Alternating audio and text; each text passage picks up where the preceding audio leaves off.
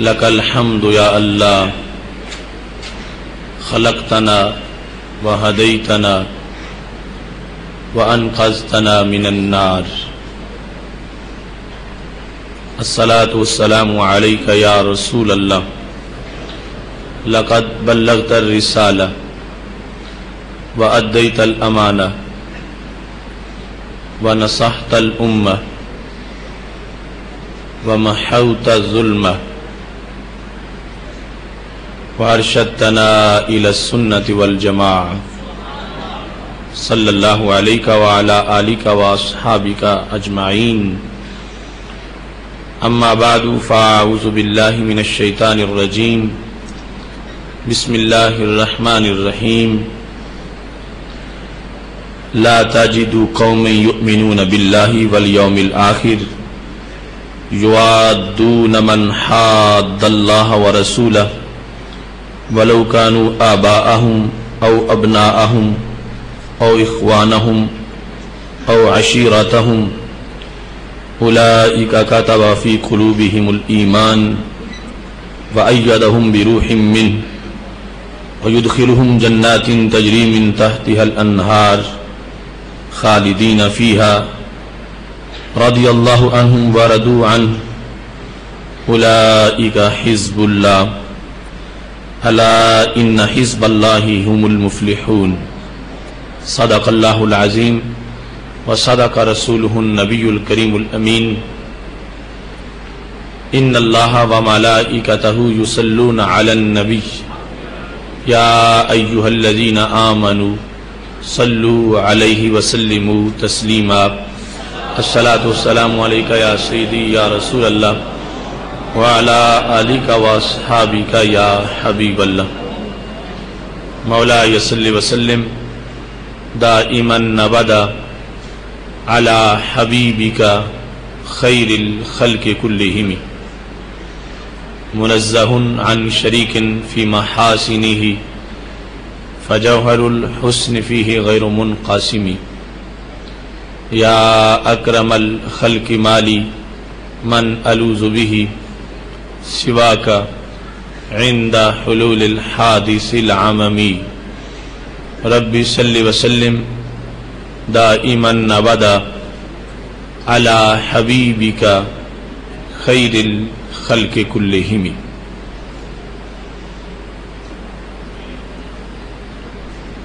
ناموس نبی کی خاطر ہم ناموس نبی کی خاطر ہم ہر باطل سے ٹکرائیں گے. ناموس نبی کی خاطر ہم ہر باطل سے ٹکرائیں گے. جو راہ میں ہماری آئے گا ہم اس کو مار گرائیں گے. یہ مسئلہ ہے جب ایمان کا کیا خطرہ ہے جسم و جان کا. اس مسئلے کو جو چھیڑے گا پھر تاج اچھالے جائیں گے. کیا حاجت ہے ہمیں زندگی کی پھر زندگی میں شرمندگی کی. سب وار کے پونجی جندڑی کی خود بدن پہ کفن سجائیں گے. گستاخ نبی کا چلتا پھرے کیوں عاشق دل میں جلتا رہے. گستاخ کو آگ لگا کے ہی سینے کی آگ بجھائیں گے. اس راہ محبت میں ہم سے مہمان بنے جو جیلوں کے کل خلد بری کے باغوں میں تختوں پہ دیکھے جائیں گے. اس راہ میں جن کو زخم لگیں وہ پھول ہیں گویا جنت کے. انہیں ساقیے کوثر معاشر میں بھر بھر کے جام پلائیں گے. محبوب کی عزت گر مانگے آصف کی جان بھی حاضر ہے. ایک جان نہیں ان پہ تو لکھ بار بھی صدقے جائیں گے. اللہ تبارک و تعالی جل جلالہ وعم نوالہ واتم برہانہ وعظم شانہ کی حمد و ثنا اور حضور سرور کائنات مفخر موجودات زینت بزم کائنات دستگیر جہاں غم گسار زمام سید سرواراں حامی بے قسام قائد المرسلین خاتم النبیین احمد مجتبی جناب محمد مصطفیٰ صلی اللہ علیہ وآلہ واصحابہ وبارک وسلم کے دربار گہر بار میں ہدیہ درود و سلام عرض کرنے کے بعد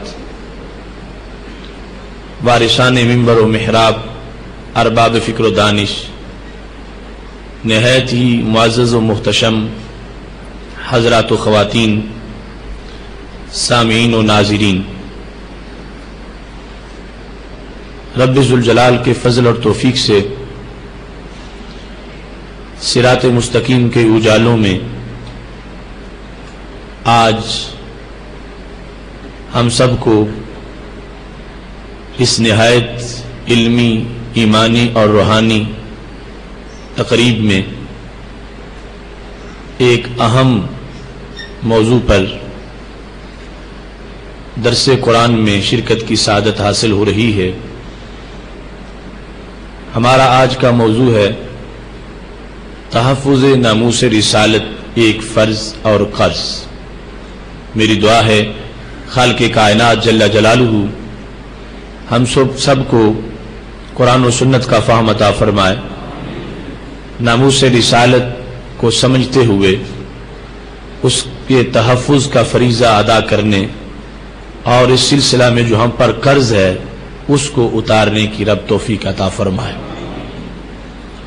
محتشم سامعین حضرات، بحیثیت مومن ہر شخص ناموس رسالت کے سلسلہ میں جس یقین، چاشنی اور اطمینان کو محسوس کرتا ہے اسے زبان پر الفاظ کے ذریعے سے بیان نہیں کیا جا سکتا۔ ایک کتنا ہی عام سا مسلمان کیوں نہ ہو، جو کوئی بہت بڑا محدث مفسر نہیں، کوئی مفکر نہیں، بالکل ان پڑھ سا ایک امتی ہے، تو اس کے دل میں بھی اس مسئلہ کے لحاظ سے جو یقین ہے وہ اتنا بلند ہے کہ ہمالیہ کی چوٹیاں بھی اس کا مقابلہ نہیں کر سکتی۔ ذرہ خاکم ولے با مہر دارم دوستی، پائے کوباں تا فراز آسماں خواہم شدن۔ ایک مسلمان جو بظاہر عام سا ہے لیکن وہ اپنی اس حیثیت کو جانتا ہے اور اس پر رب ذوالجلال کا شکر گزار ہے کہ میں ایک ذرہ ہوں اور میری دوستی ایک آفتاب کے ساتھ ہے، اور وہ آفتاب اور اس کی کرن ذروں کو بلندیوں تک پہنچانے والی ہے۔ آج کا ہمارا موضوع اس سال کے ایک بہت بڑے حادثے کے لحاظ سے بھی بڑا اہم ہے۔ ڈنمارک میں جو گستاخانہ خاکے شائع کیے گئے اور اس کے بعد پوری اسلامی دنیا میں جو اس پر احتجاج ہوا اور رد عمل ہوا، اور پھر اس سلسلہ میں مختلف سیمینار اور اعلیٰ اداروں کے اندر بھی گفتگو ہوتی رہی اور تحقیقات جاری رہیں۔ اس لحاظ سے بھی یہ مسئلہ ایک اہم مسائل میں سے ایک مسئلہ ہے اور انٹرنیشنل افیئرز کے لحاظ سے ایک انٹرنیشنل فورم کا ایک اہم مسئلہ ہے، اور اس وقت اس کی ضرورت پھر اس لیے ہے کہ ان بدبختوں نے پھر ایک بار عاشقان رسول صلی اللہ علیہ وسلم کے سینوں کو زخمی کیا، جب رمضان المبارک میں ہی انہوں نے پھر ان خاکوں والی فلموں کو دوبارہ چلایا، اور اس کی وجہ سے بھی ایک نئی صورتحال سامنے آ رہی ہے۔ ہم نے چونکہ تمام تر مسلطوں سے بالا تر ہو کر اس ایمانی فریضہ کو سر انجام دینا ہے، تو اس سلسلہ میں ہمیں قرآن و سنت سے اپنا راستہ پوچھنا چاہیے، اور زمانے کی ترجیحات، حکومتوں کے معاملات اور اس کے سوا اپنے داخلی بعض معاملات کی پرواہ نہ کرتے ہوئے صرف اور صرف اپنے ایمان کو بچانے کے لیے اور اللہ تعالیٰ کی رضا اور رسول اکرم صلی اللہ علیہ وسلم کی چاہتوں کے حصول کے لیے ہمیں روح کی گہرائی سے اس مسئلے کو سمجھنا چاہیے، اور اسی لحاظ سے پھر اس کو آگے پہنچانا چاہیے اور اس پر عمل پیرا ہونا چاہیے۔ خالق کائنات جل جلالہ نے ہمیں جو اساسی عقائد دیے ہیں ان میں سے منصب نبوت سے متعلق اہم عقیدہ تمام رسولوں پر اور تمام انبیاء کرام علیہ السلام پر ایمان ہے، اور اس کے ساتھ ساتھ ان انبیاء کرام علیہ السلام میں جو خالق کائنات جل جلالہ نے ہمارے آقا صلی اللہ علیہ وسلم کو قیادت اور سیادت عطا فرمائی ہے اس کے بارے میں یقین ہے۔ ہماری یہ گفتگو اس لحاظ سے بھی غیر مسلم دنیا اور بالخصوص عیسائیوں اور یہودیوں کے لحاظ سے یہ قابل غور ہے کہ مسلمان کبھی بھی توہین رسالت کے بارے میں سوچ نہیں سکتا، جس کے دل میں بھی لذت ایمان موجود ہے اس کے ہاں یہ نہیں ہے کہ اپنے نبی علیہ السلام کی عزت اور ناموس کا تو دفاع کرے اور حضرت عیسیٰ علیہ السلام کی ناموس پہ حملہ کر جائے معاذ اللہ، یا حضرت موسیٰ علیہ السلام یا کسی پیغمبر کے بارے میں بھی نازیبا لفظ بولے۔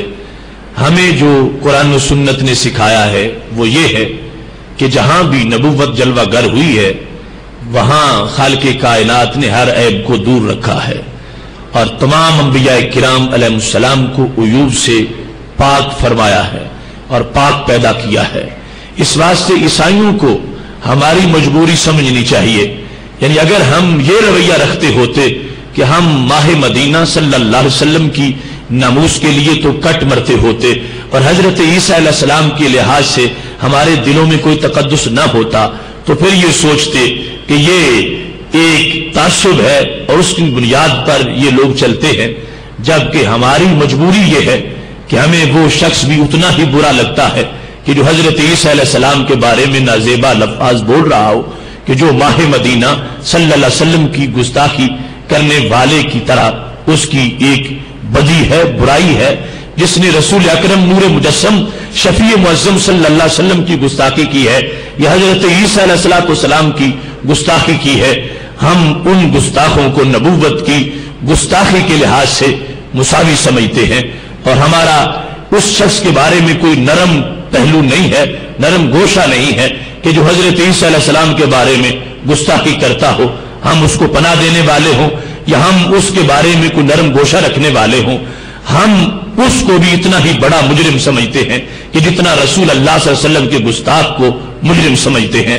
تو پھر عیسائی دنیا کو سوچنا چاہیے کہ وہ ہمارے بارے میں اس نگاہ سے سوچے کہ انہوں نے تمام انبیاء کرام علیہ السلام کی نبوت کو تقدس کی نگاہ سے مانا ہے، لہذا جب یہ ان انبیاء کرام علیہ السلام کے بارے میں کوئی عیب نہیں سن سکتے اور بیان نہیں کر سکتے اور مان نہیں سکتے کہ جن کی نبوتوں کا زمانہ گزر چکا ہے، تو وہ نبی کہ جن کو رب ذوالجلال نے سارے نبیوں کا نبی بنایا ہے اور ہمیشہ کی نبوت جن کو عطا فرمائی ہے، ان کے بارے میں کسی اس طرح کی نازیبا گفتگو کو کیسے برداشت کر سکتے ہیں؟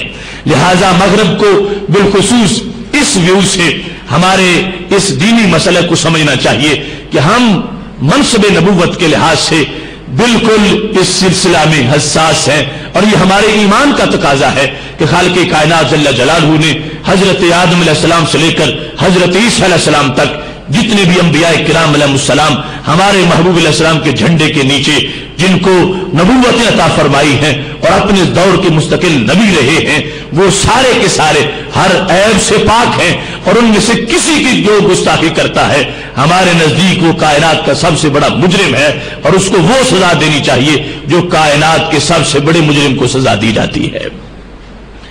قرآن مجید برہان رشید میں خالق کائنات جل جلالہ نے سورہ مجادلہ میں آیت نمبر 22 کے اندر ایک قانون بیان کیا ہے. رب ذوالجلال ارشاد فرماتا ہے لا تجد قوما یؤمنون باللہ والیوم الآخر.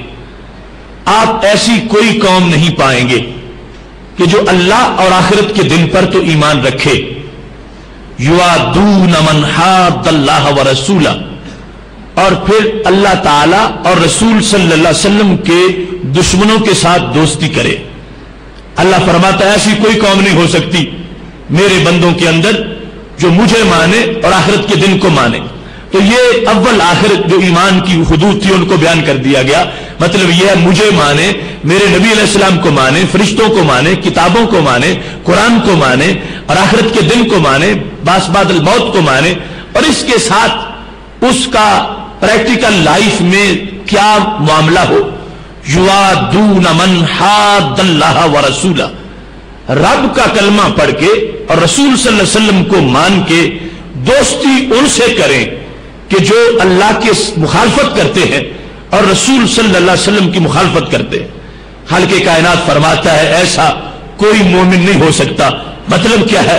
اگر کوئی ایسا کرتا ہے تو وہ مومن نہیں ہے کہ جو ایمان رکھنے کے بعد اللہ تعالیٰ کے دشمنوں سے اور رسول اللہ صلی اللہ علیہ وسلم کے دشمنوں سے محبت کرتا ہو، ان کے ساتھ پیار کرتا ہو اور دوستی کی پینگیں ان کے ساتھ وہ بڑھاتا ہو.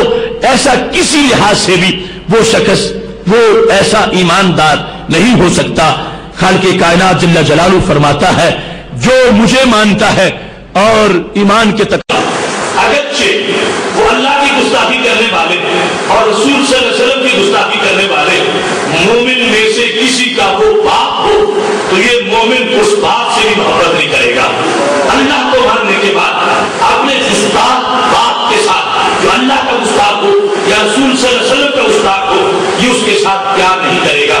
اور اپنے بیٹے سے بھی پیار نہیں کرے گا. اگر اس کا بیٹا اللہ تعالیٰ کی مخالفت کرتا ہے اور اللہ تعالیٰ کے رسول صلی اللہ علیہ وسلم کی مخالفت کرتا ہے تو خالق کائنات فرماتا ہے ایسا مومن نہیں ہو سکتا کہ جو مجھے مانے اور پھر اپنے اس بیٹے سے پیار کرے جو بیٹا میرا دشمن ہے اور میرے نبی علیہ السلام کا دشمن ہے. فرمایا خود ہی مومن ہو سکے گا کہ جو ایمان کے بعد یہ تقاضے پورے کرتا ہے کہ جتنا ہی قریبی کیوں نہ ہو اگر وہ ہمارے دربار سے تعلق نہیں رکھتا کہ اللہ تعالیٰ سے مخالفت کرتا ہے یا رسول صلی اللہ علیہ وسلم سے مخالفت کرتا ہے تو خالق کائنات فرماتا ہے مومن وہ ہوگا جو اس بیٹے سے کبھی کوئی تعلق نہیں رکھے گا. اور وہ ان کے بھائی کیوں نہ ہو مومن وہ ہوگا جو گستاخ بھائی سے بھی تعلق نہیں رکھے گا. اور عشیرہ کا ہوگا مومن وہ ہوگا جو اپنے گستاخ خاندان سے بھی محبت نہیں رکھے گا.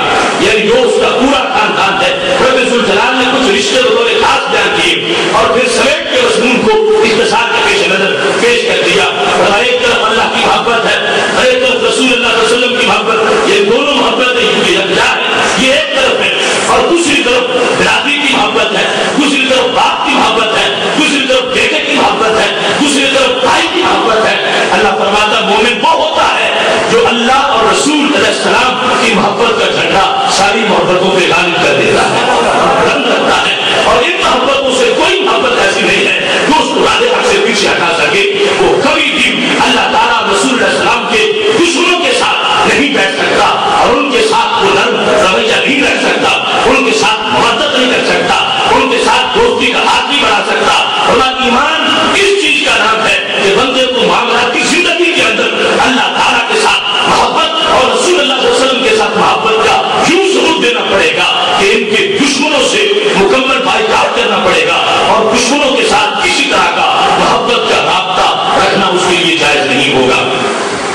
خالق کائنات جل جلالہ نے ان خاص رشتوں کا ذکر کیا.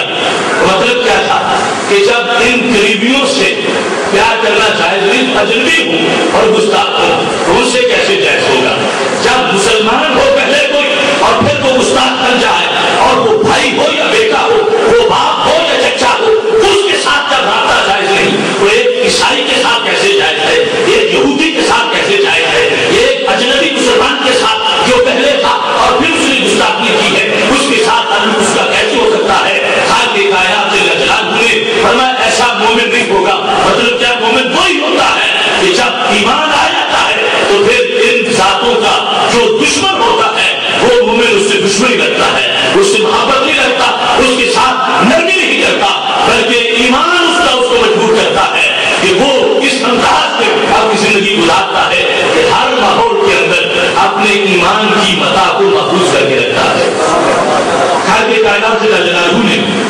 لیکن لوگوں کا اجر بھی اعلان کیا، کیونکہ یہ کام چھوٹا نہیں، بہت بڑا کام ہے، اس سے جگر پگھلتا ہے، اور بڑے بڑے لوگ جو جن کا ایمان سروور کے درختوں کی طرح ہو، جب ایسی آندیاں چلتی ہیں تو گرتے ہوئے نظر آتے ہیں، ان کی جڑیں اکھڑ جاتی ہیں۔ اپنے قریبیوں کو چھوڑنا محض اللہ اور رسول کی وجہ سے، باپ کو چھوڑ دینا، بھائی بیٹے کو چھوڑ دینا، یہ معاملات بڑے مشکل ہوتے ہیں، لیکن جو ایسا کرے خدا رسول علیہ السلام کے لیے اس کو کیا ملتا ہے؟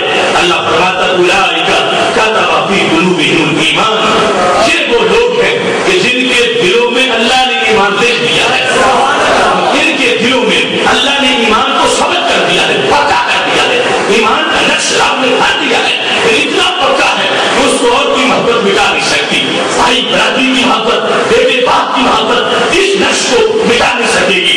پہلے نمبر پر تو ان کا ایمان ایسا کامل ہے، اور انعام یہ ہے کہ اللہ نے خود اپنی طرف نسبت کر دی، ورنہ اللہ نے ان کے دلوں پر ایمان کے نقش لگا دیے ہیں۔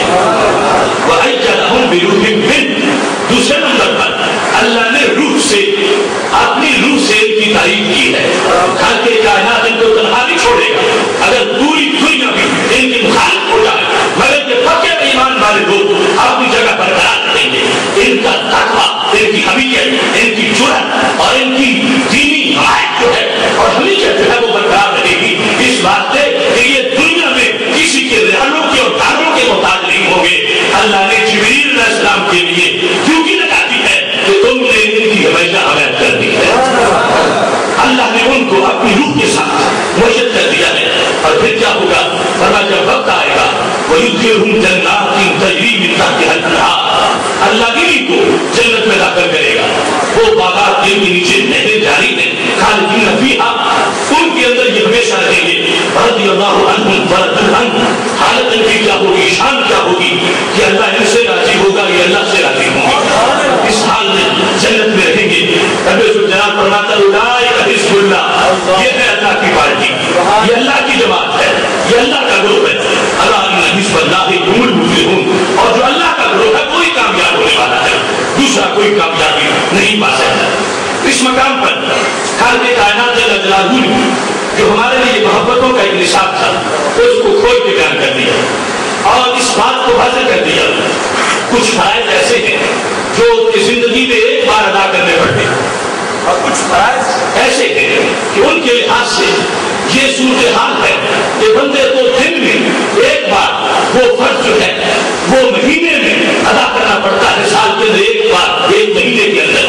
اور کچھ فرائض اس انداز کے ہیں کہ وہ فرائض ادا کرتے وقت بندے کو دن میں 5 مرتبہ وہ فریضہ ادا کرنا پڑتا ہے، مگر یہ اللہ کی محبت کا فریضہ اور رسول اکرم صلی اللہ علیہ وسلم کی محبت کا فریضہ، اس کے رسول علیہ السلام کا فریضہ اتنا بڑا فریضہ ہے کہ جس کی بنیاد پر ہر سانس میں یہ بندے پر ادائیگی لازم ہوتی ہے۔ اگر ایک سانس ایک لمحہ کے اندر بھی وہ غافل ہو جاتا ہے اور اس فریضے کو چھوڑ بیٹھتا ہے، اس کا اثر کیا پڑتا ہے؟ وہ ایمان کی علاوہ سے محروم ہو جاتا ہے اور اس کو حرمانی ہوتی ہے۔ اس واسطے یہ دائمی فرض ہے، ایک چاہت ہے، ایک نصیحت ہے کہ اس کا مطالبہ کیا گیا ہے کہ ہر وقت جو مومن اپنے ایمان کو برقرار رکھنا چاہتا ہے اسے یہ فریضہ اپنے دل میں محفوظ کرنا پڑے گا۔ اب اس کی اساسی گفتگو کو سمجھنے کے لیے اس آیت کریمہ کا شان نزول دیکھنا چاہیے، جس کو امام قرطبی نے تفصیل سے بیان کیا کہ یہ آیت کیوں نازل ہوئی۔ اصل میں حضرت صدیق اکبر رضی اللہ تعالیٰ عنہ کے والد کرام حضرت ابو قحافہ رضی اللہ تعالیٰ عنہ جب انہوں نے کلمہ نہیں پڑھا تھا اس وقت کی بات، ویسے حضرت صدیق اکبر رضی اللہ تعالیٰ عنہ کا اعزاز ہے، وہ خود بھی صحابی ہیں، ان کے ابا جی بھی صحابی ہیں، ان کے بیٹے بھی صحابی ہیں اور پوتے بھی صحابی ہیں، ان کو یہ شرف ملا ہے۔ لیکن اس وقت کی بات ہے جب حضرت ابو قحافہ رضی اللہ تعالیٰ عنہ نے کلمہ نہیں پڑھا تھا، تو ایک دن بولتے بولتے ان سے نبی علیہ السلام کے بارے میں کچھ لفظ نکل گیا۔ حضرت صدیق اکبر رضی اللہ تعالیٰ عنہ نے کیا کیا؟ ابو بکر ابنہ، حضرت صدیق اکبر رضی اللہ تعالیٰ عنہ جو ان کے بیٹے ہیں، اپنے باپ کو یوں تھپڑ مارا کہ وہ منہ کے بل گر پڑے اور ساقط منہا بشری، جب منہ کے بل گرے تو اس کے بعد اٹھے اور حضرت صدیق اکبر رضی اللہ تعالیٰ عنہ رسول اللہ صلی اللہ علیہ وسلم کی خدمت میں حاضر ہوئے صلی اللہ علیہ وسلم آج میرے والد کی زبان سے تمہارے بارے میں کچھ لفظ نکل گئے تھے اور میں نے پھر مجھ سے برداشت نہیں ہو سکا. امتحان تھا کہ والد بھی ہے بوڑھا بھی ہے اور پھر تمہارا معاملہ تھا, میں نے بات ہے اور وہ منہ کے بعد گرے ہیں. تو میرے محبوب علیہ السلام نے پوچھا اب فعلتا ہوں کہ آپ نے ایسا باقی کیا ہے؟ تو آپ نے فرمایا ہاں. فرمایا اللہ تو نہیں ہے, آئندہ ایسا نہ کرنا. محبوب علیہ السلام اپنی طرف سے مشفقت فرمانے والے ہیں, خود کا یہ اظہار کر رہے تھے. لیکن حضرت صدیق اکبر رضی اللہ تعالیٰ عنہ نے کہا محبوب آج جو انداز تھا میرا والذی بعثک بالحق, مجھے اس حق کی قسم ہے جس نے تجھے سچا نبی بنایا ہے. لو کان السیف منی لقطعته, اگر تلوار ہوتی میرے پاس تو میں باپ کا سر اتار دیتا. کیسے ہو سکتا تھا وہ آپ کے بارے میں بولے اور میں اس کو کچھ نہ کہتا؟ اس وقت پاس کچھ نہیں تھا, میں نے تھپڑ مارا ہے, اور اگر تلوار ہوتی تو میں کبھی بھی نہ چھوڑتا اور میں اپنے باپ کا سر قلم کر دیتا. جب یہ گفتگو ہو رہی تھی تو اللہ نے آیت نازل فرما دی. فرمایا یہی شان ہے محبوب تمہارے دیوانوں کی اور تمہارے عاشقوں کی, ان کا ایمان ان کو مجبور کرے گا. یہ ہو ہی نہیں سکتا کہ تجھے اور مجھے مانے اور پھر تمہارے گستاخوں کو یہ معاف کر دے. اگرچہ ان کے باپ ہوں گے پھر بھی یہ نہیں چھوڑیں گے اور ان سے یہ معاملہ اس طرح کا ہی کریں گے تاکہ دنیا کو پتا چل جائے کہ رسول اکرم نور مجسم شفیع معظم صلی اللہ علیہ وسلم کا جو کلمہ پڑھتا ہے اس کو یہ حیثیت مل جاتی ہے محمد ہیں متاع عالم ایجاد سے پیارے, پدر مادر برادر جان و مال اولاد سے پیارے. دوسرے نمبر پر اسی کا شان نزول جو اسباب نزول کے اندر حضرت امام سیوطی رحمۃ اللہ علیہ نے پیش کیا ہے. وہ کہتے ہیں کہ یہ آیت حضرت عبداللہ بن مسعود رضی اللہ تعالیٰ عنہ کے قول کے مطابق حضرت ابو عبیدہ بن جرح العامری کے بارے میں نازل ہوئی جو کہ عشرہ مبشرہ میں سے ہیں.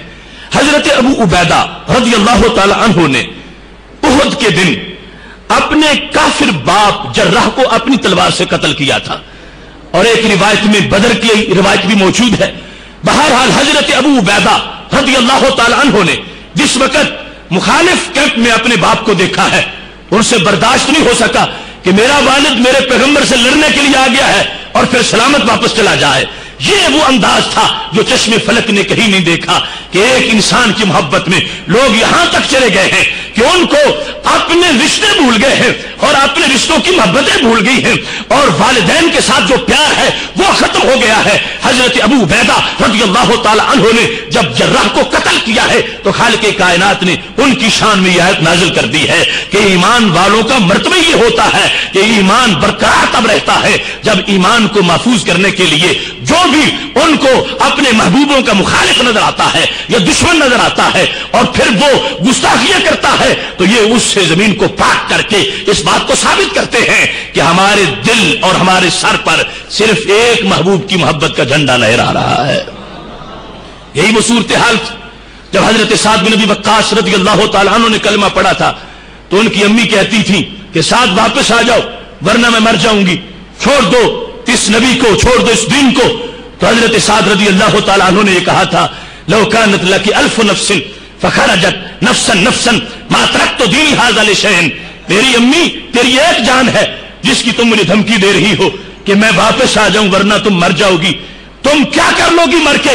اگر تمہاری 1000 جان ہو اور ہر جان کے نکلنے پر تم مجھے وارننگ دو کہ ساتھ واپس آؤ ورنہ میں مر جاؤں گی, میری ماں تجھے 1000 بار مرتا دیکھوں گا مگر ایک بار بھی در حبیب سے واپس نہیں آؤں گا. اسی آیت کریمہ کی شان نزول کو اسباب نزول کے اندر بیان کرتے ہوئے یہ کہا گیا کہ بالخصوص یہاں جو آ رہا ہے ابناءہم, خواہ وہ بیٹے ہی کیوں نہ ہوں, گستاخ ہوں اور بیٹے ہوں تو پھر بھی مومن ان سے تعلق نہیں رکھ سکتا.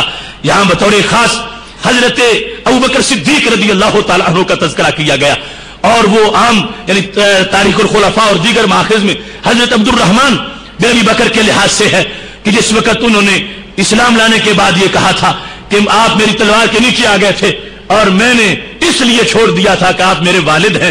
حضرت صدیق اکبر رضی اللہ تعالیٰ عنہ لیٹے ہوئے تھے, اٹھ کے بیٹھ گئے اور چہرہ سرخ ہو گیا.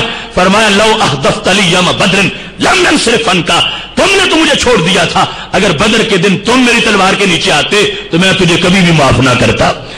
لیکن اس مقام پر قرطبی میں حضرت عبداللہ کے حوالے سے یہ ذکر ہے کہ اس وقت صفیں بنی بدر کے دن تو حضرت صدیق اکبر رضی اللہ تعالیٰ نے دیکھا میرا بیٹا مخالف صف میں کھڑا ہے، تو نبی علیہ السلام سے اجازت مانگی، یا رسول اللہ صلی اللہ علیہ وسلم ابھی جنگ کا آغاز نہیں ہوا، وہ ایک ایک پہلوان نکلے گا، پھر دو دو نکلیں گے، اور پھر تین تین، اور پھر 10 لڑائی ہو جائے گی، یہ سارا منظر بعد میں ہوگا، میں چاہتا ہوں باپ بیٹے کی لڑائی پہلے ہو جائے، مجھے اجازت دو میں اٹھوں، اور جو میرا بیٹا مخالف سمت میں کھڑا ہے میں اس کے پاس جا کر اب بدلہ لوں اور اس کو بتاؤں کہ تم کس انداز میں میرے محبوب کے خلاف نکلے ہو، کس دن میرے نبی علیہ السلام نے یہ جملہ بولا تھا، ابو بکر میں تجھے اجازت نہیں دوں گا، متنا بنفسک یا ابا بکر، ابو بکر اپنی جان سے مجھے فائدہ دو، تم میرے لیے جتنے ضروری ہو تم جانتے نہیں ہو، اما تعلم انک عندی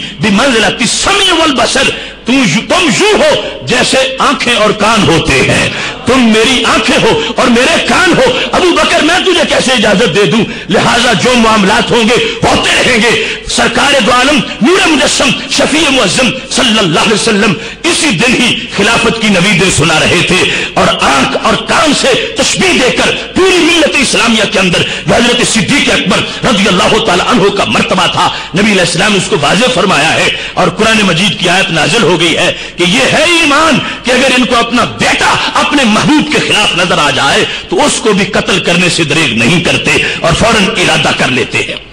ایسے ہی اور اخوانہ ہوں، خواہ وہ ان کے بھائی ہوں، تو پھر بھی اس سلسلہ میں اپنا یہ انداز یہی رکھتے ہیں۔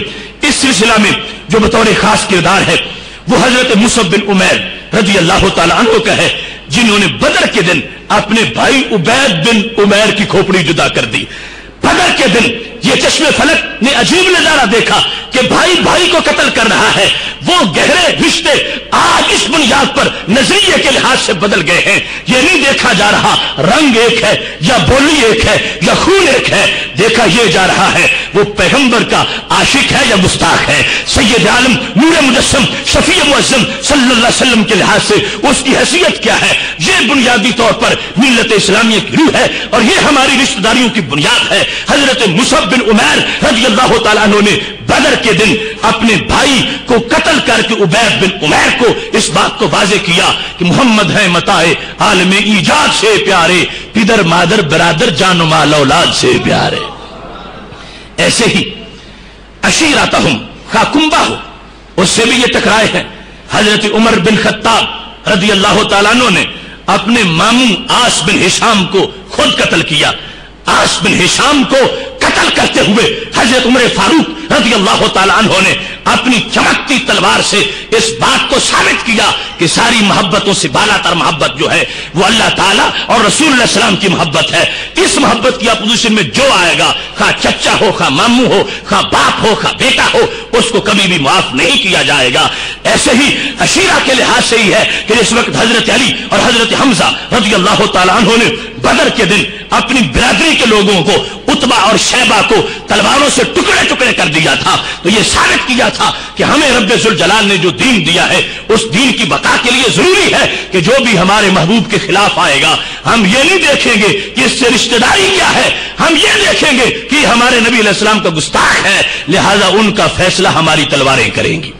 یہ مقدس شخصیات کا کردار تھا کہ جن کے پیش نظر خالق کائنات نے یہ آیت نازل فرمائی، ان لوگوں نے کام کیا، اللہ نے یہ انعام دیا، اور قیامت تک کے لیے اللہ نے یہ پیغام دیا کہ قیامت تک کا مومن وہی رہے گا کہ جو اس نقشے قدم پہ چلے گا۔ یعنی ایسے کچی لسی والے ایمان کے لوگ اللہ کے نزدیک محبوب نہیں ہو سکتے، اور ان کے ایمان کو اللہ اپنی طرف سے کتابت قرار نہیں دیتا کہ جو کہیں گے کہ ایمان بھی رہے گا، رشتہ داری بھی رہے گی، ایمان بھی رہے گا، برادری بھی رہے گی، ایمان بھی رہے گا، اگر بھائی ہے گستاخ ہے، اگر بھائی تو ہے، باپ اگر گستاخ ہے تو باپ تو ہے۔ نہیں، خالق کائنات جل جلالہ نے جھٹک کے فرما دیا ہے، لا تجد قوما، ایسی مومن قوم ہو ہی نہیں سکتی کہ ایمان بھی رکھے اور پھر ان گستاخوں کا دھیان بھی رکھے۔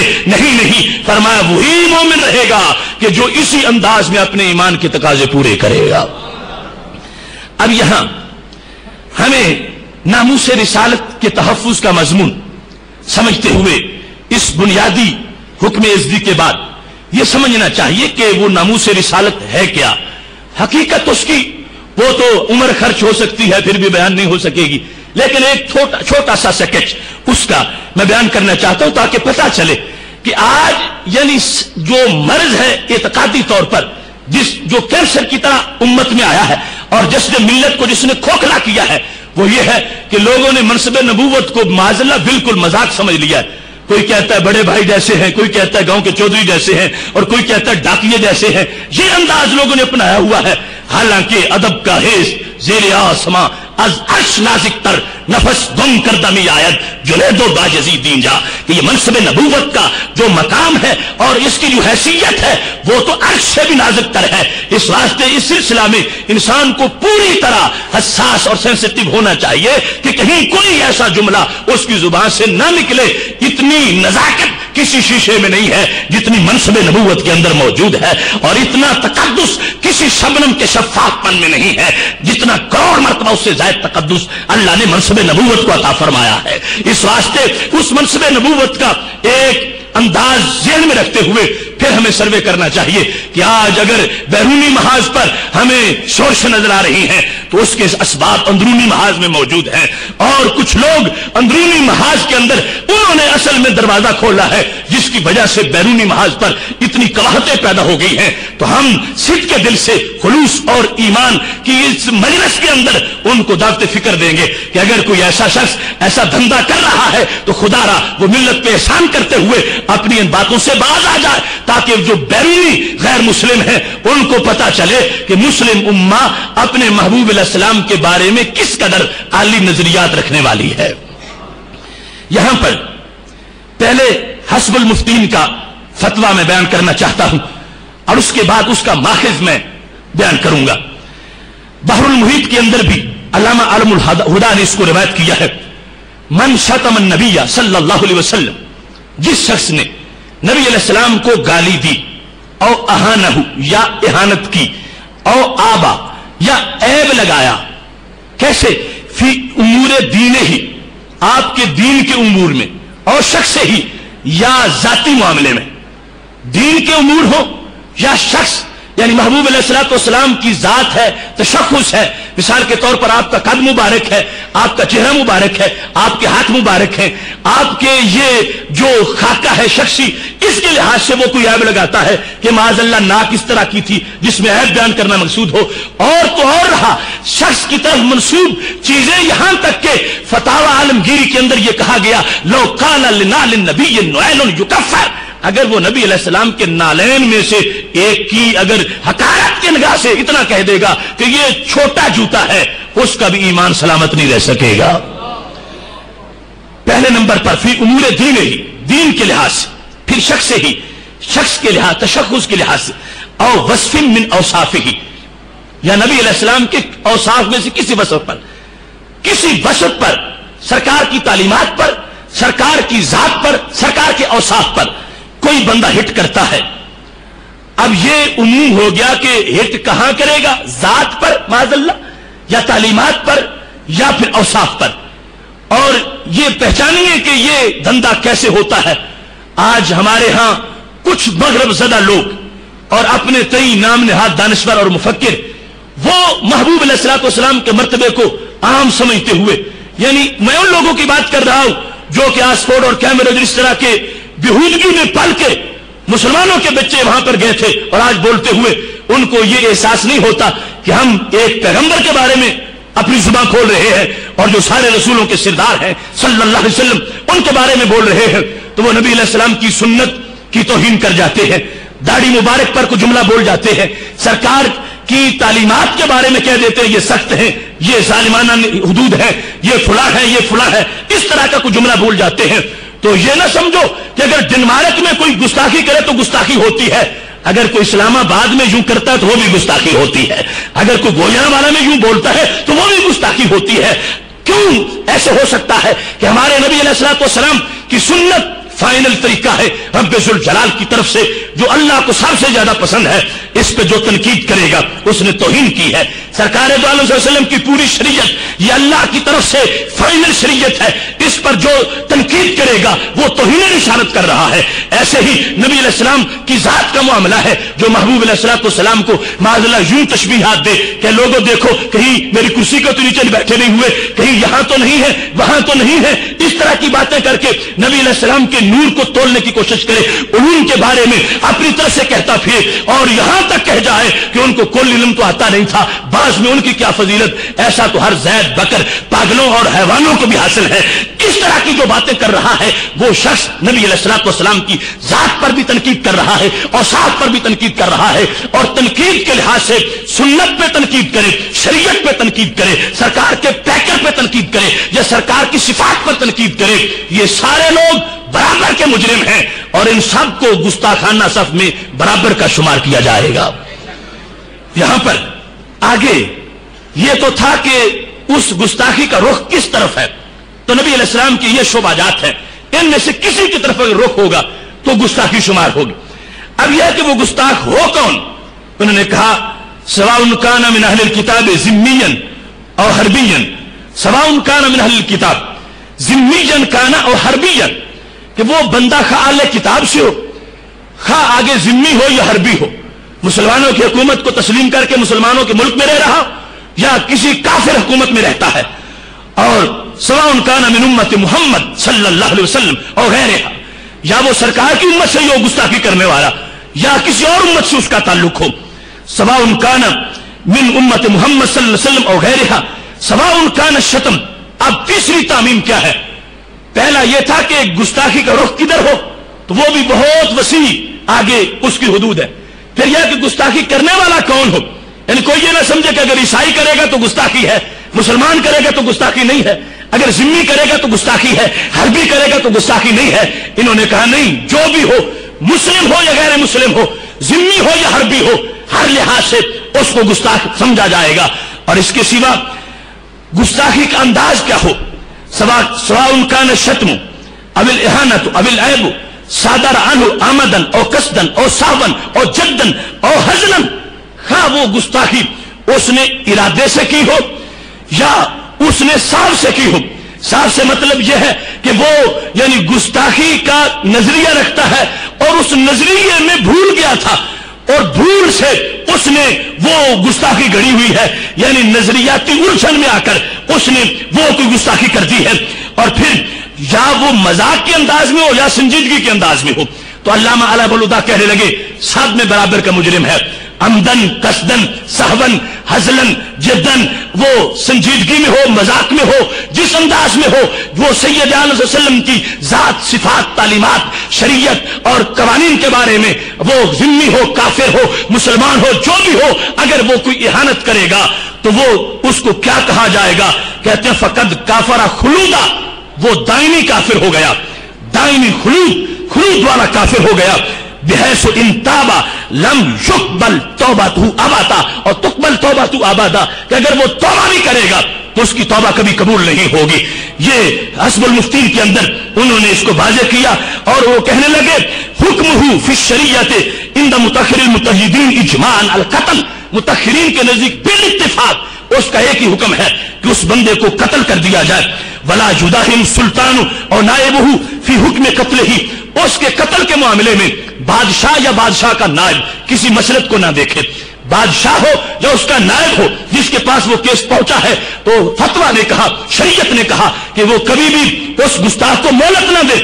آج یہ حکومتیں گستاخوں کو راتوں رات کسی کو جرمنی پہنچا دیتی ہے اور کسی کو کسی اور ملک میں ان کو پناہ دیتی ہے، جبکہ شریعت مطہرہ نے جس شخص کو مسلمانوں کا حاکم کہا ہے اس پر لازم کیا ہے کہ اگر ایسی گستاخی ہو گئی، حاکم اور اس کے نائب پر لازم ہے وہ کسی مسلط کا شکار نہ ہو اور فوراً اس شخص کو جس نے توہین کی ہے اور ثابت ہو گئی ہے اس بندے کو قتل کر دیا جائے۔ یہاں تک کہ انہوں نے کہہ دیا کہ وَإِن فَاتَ فِي قَتْلِهِ الْمَصَالِحُ الدُّنْيَوِيَّةُ، اگرچہ اس کے قتل پر مسلمانوں کی دنیا کی بہت سی مصلحتیں ضائع ہو رہی ہوں کہ قتل کریں گے تو حکومتیں خلاف ہو جائیں گی، قتل کریں گے تو قرضہ نہیں ملے گا، قتل کریں گے تو سارے ہر طرف سے بائیکاٹ ہو جائے گا، تنگی ہو جائے گی. تو شریعت مطہرہ نے یہ واضح کیا کہ اگرچہ اس گستاخ کے قتل کی وجہ سے تمہاری خوراک بند ہو جائے، تمہارا پانی بند ہو جائے، تمہاری زمین تنگ ہو جائے، حاکم اسلامی پر فرض ہے کہ اس کو جیتا نہ رہنے دے، اگرچہ خود زندگی کسی طرح بھی گزارنی پڑے. جتنی بھی مسائل دنیا کی مسلطیں فات ہوتی ہو جائیں، مگر کبھی بھی گستاخی کر کے اس زمین پر زندہ رہنے کا حقدار نہیں ہے. اس کے بعد انہوں نے اس کی دلیل بیان کی، کہتے ہیں لِأَنَّهُ حَدٌّ وَجَبَ فَلَا يَسْقُطُ بِالتَّوْبَةِ. بڑی حسین مثال. کہنے لگے کہ یہ فتویٰ ہمارا کیوں ہے؟ کہتے ہیں کہ یہ قتل اس گستاخ کا جو لازم ہوا تو بطور حد لازم ہوا، اور حد ایسی چیز ہے ثابت ہو جائے تو ساکت نہیں ہوتی جب تک کہ نافذ نہ کر دی جائے. حد اگر ثابت ہو جائے تو پھر نافذ ہوئے بغیر وہ ساکت نہیں ہوتی. مثال کے طور پر حد قذف ہے. ایک شخص نے کسی پاک دامن مرد پر الزام لگا دیا تھا کہ اس نے بدکاری کی ہے، اور اس الزام کو ثابت نہیں کر سکا، تو یہ کیا ہوگا؟ الزام لگانے والے پر حد قذف لگائی جائے گی. اب وہ جس کو اس نے کہا تھا کہ اس نے برا کام کیا ہے، وہ کوئی نبی نہیں ہے، وہ کوئی رسول نہیں ہے، وہ کوئی غوث کتب ابدال نہیں ہے، وہ کوئی صدیق اور اوتاد نہیں ہے، عام سا بندہ تھا، لیکن اس نے جرم نہیں کیا تھا، اس پر اس نے الزام لگایا. تو اب شریعت نے حد قذف کا حکم دیا، یہ مجرم کروڑ بار توبہ کرے، ایک بار بھی توبہ قبول نہیں ہوگی، کوڑے اس کو ضرور مارے جائیں. تو یہ حد کا قانون ہے کہ حد ثابت ہو جائے تو ساکت نہیں ہوتی.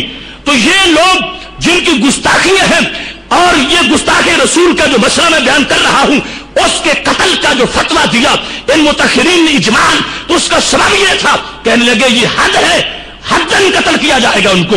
شریعت کی حد جو ہے وہ ثابت ہو جائے تو ساکت نہیں ہوتی. توبہ کو اس میں دخل ہی کوئی نہیں ہے. سوچنے کی بات ہے، ایک عام بندے کی عزت اتنی ہو، عام بندہ جس نے نبی علیہ السلام کا کلمہ پڑھا ہے، اور وہ کروڑوں میں سے اس کے اوپر کروڑوں درجے ہیں، اور یہ سب سے نچلے درجے والا ہے، مومن ہے اور پاک باز ہے، اس کے بارے میں اگر کسی نے گستاخی کر دی تو اس کی توبہ قبول نہیں ہے. تو وہ جو شہنشاہوں کے شہنشاہ ہیں اور نبیوں کے نبی ہیں اور رسولوں کے قائد ہیں، اس کے بارے میں جو کوئی بھونکتا پھرے تو کہہ دیا جائے کہ نہیں توبہ قبول ہو گئی. کیسے قبول ہو جائے گی؟ یہ حد کی بنیاد پر جب قذف کی سزا توبہ کی وجہ سے ساکت نہیں ہوتی تو توہین رسالت کی سزا جو ہے وہ توبہ کی وجہ سے ساکت کیسے ہو جائے گی؟ اور کب حق پہنچتا ہے کسی عرب لیگ کو یا OIC کو یا کسی دنیا کے بادشاہ یا حرم کے امام کو یا جو سعودی حکمران کو کہ وہ کسی کو معاف کر دے کہ ہم فلاں ڈینش کو معاف کر دیتے ہیں، فلاں صحافی کو معاف کر دیتے ہیں، فلاں کے وزیر اعظم نے معذرت کر لی ہے تو ہم چھوڑ دیتے ہیں. یہ کسی کے چھوڑنے کا مسئلہ نہیں ہے، یہ رب ذوالجلال کا جو دیا ہوا قانون ہے اس کے مطابق یہ ہے کہ گستاخ اگر زندہ ہے تو پوری ملت شرمندہ ہے، اور گستاخ جو ہے اگر اس کا سر اتارا جائے گا تو پوری ملت کا قرض جو ہے وہ اتر جائے گا.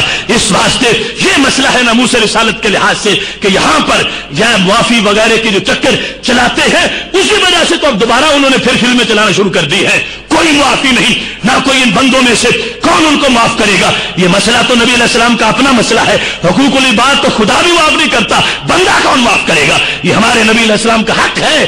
اگر کسی میں صلاحیت ہے تو گنبد خضرا سے معافی کا پروانہ لے لے، اور اگر نہیں لے سکتا تو پھر اس کو غلاموں کی تلواروں کا سامنا ضرور کرنا پڑے گا. اس بات کا یہ جو فتویٰ میں نے عرض کیا، اس کا میری سوچ کے مطابق ماخذ کیا ہے؟ قرآن و سنت کی بہت سی آیات اس کا ماخذ ہیں، اور بالخصوص بخاری شریف میں جلد نمبر 1 صفحہ نمبر 370 پر جو حدیث شریف ہے وہ اس کا ماخذ ہے. وہ کیا ہے کہ میرے محبوب علیہ الصلوۃ والسلام سواری پہ بیٹھے ہیں، اور وہ گدا، اور گدا مبارک ہے کہ جس پہ سرکار تشریف فرما ہے، وہ گدا گزرا ہے، مدینہ شریف کی گلی ہے، محلہ عبداللہ بن ابی بن سلول کا ہے، اور جس وقت وہ گدا گزرا تو روایت میں ہے کہ شور زمین تھی تو غبار اڑا ہوگا، تو اس نے ناک چڑھائی. منافقوں کے سردار عبداللہ بن ابی بن سلول نے کہتا واللہ لقد آذانی نتن حمارے کا، اللہ کی قسم اٹھا کے سرکار کے گدے کی توہین کرتا ہے، خدا کی قسم تمہارے گدے کی بدبو نے مجھے تکلیف دی ہے. جب اس نے یہ لفظ بولے، اب یہ مسئلہ سوچنے والا ہے کہ میں نے جو پہلے آپ کو قسمیں بیان کر کے دی یہ اس سے بھی آگے کا معاملہ ہے. جب اس نے یہ کہا کہ آپ کے گدے کی بدبو نے مجھے تکلیف دی ہے تو یہ توہین نبی علیہ السلام کی ذات کی نہیں تھی، یہ سرکار کی شریعت کی توہین نہیں تھی ڈائریکٹ، یہ نبی علیہ السلام کی صفات کی بھی توہین نہیں تھی کہ ان کو دیوار کے پیچھے کا بھی پتہ نہیں، یہ بھی پتہ نہیں، وہ بھی پتہ نہیں، اس طرح کی بے لگامی نہیں تھی. یہ محبوب علیہ السلام کی سواری کی توہین تھی. نہ سرکار کی ذات کی توہین ہے، نہ تعلیمات کی توہین ہے، نہ سرکار کی صفات اور سنت کی توہین ہے. یہ اس گدھے کی توہین ہے جو ہے تو گدھا مگر سرور کونین کا گدھا ہے. اب اس کے بارے میں آج کا اگر مزاج ہوتا جو کچھ جگہ پہ استوار ہو گیا ہے، لوگ کہتے ہیں کوئی نہیں، انسانی حقوق بڑے ہوتے ہیں اور اگر کوئی ایسا کر دے تو چھوٹی موٹی بات ہو جاتی ہے. یہ ملا لوگ ہیں، غصے میں آ جاتے ہیں اور فتویٰ بازی شروع کر دیتے ہیں. میں کسی نیرو مائنڈڈ مفتی کی بات نہیں کر رہا، میں اس مفتی کی بات کرتا ہوں جس نے سرکار سے پوچھے بغیر فتویٰ دیا تھا اور عرشوں کے مہمان نے فتویٰ منظور فرما لیا تھا. حضرت عبداللہ بن رواحہ، ادھر عبداللہ بن ابی بن سلول منافق ہے اور سید علیہ وسلم کے ساتھ خادم حضرت عبداللہ بن رواحہ رضی اللہ تعالی عنہ ہے جو کہ موتا کے میدان میں بعد میں شہید ہوئے تھے اور قادر الکلام شاعر تھے، جرنیل صحابی تھے. حضرت عبداللہ بن رواحہ رضی اللہ تعالیٰ عنہ نے یہ سن لیا کہ اس بدبخت نے میرے نبی علیہ السلام کے گدھے کو بدبو والا کہا. اب کیا تھا اگر ایمان یہی ہوتا کہ صرف تم خود مانو، جو کوئی کہتا ہے کہنے دو، اسے کچھ نہ کہو. یہ بھی ہمارے ہاں ایک نظریہ پروموٹ کیا جاتا ہے، تم اپنی بات کرو، اگر کوئی کہتا جو کہتا اس کو کہنے دو. تو یہ اسلام کی پالیسی نہیں ہے کہ جو کہتا ہے اس کو کہنے دو اور تم صرف اپنی بات کرو. حضرت عبداللہ بن رواحہ اگر یہ موقف سچا ہوتا تو وہاں پہ کھڑے ہو کے نعت خوانی شروع کر دیتے، سب سے اولا والا ہمارا نبی، سب سے بالا والا ہمارا نبی، ہم اپنی بات کرتے ہیں اور اس کو کچھ نہیں کہتے. لیکن حضرت عبداللہ بن رواحہ نے واضح کیا کہ نعت پڑھنے کے مقام اور ہوتے ہیں اور نعت پڑھانے کے مقام اور ہوتے ہیں. فرمایا یہ مقام ناموس رسالت پر پہرا دینے کا ہے، جب تک اس گستاخ کی میں خبر نہیں لوں گا اس وقت تک نعت پڑھنی مجھے نہیں آئے گی.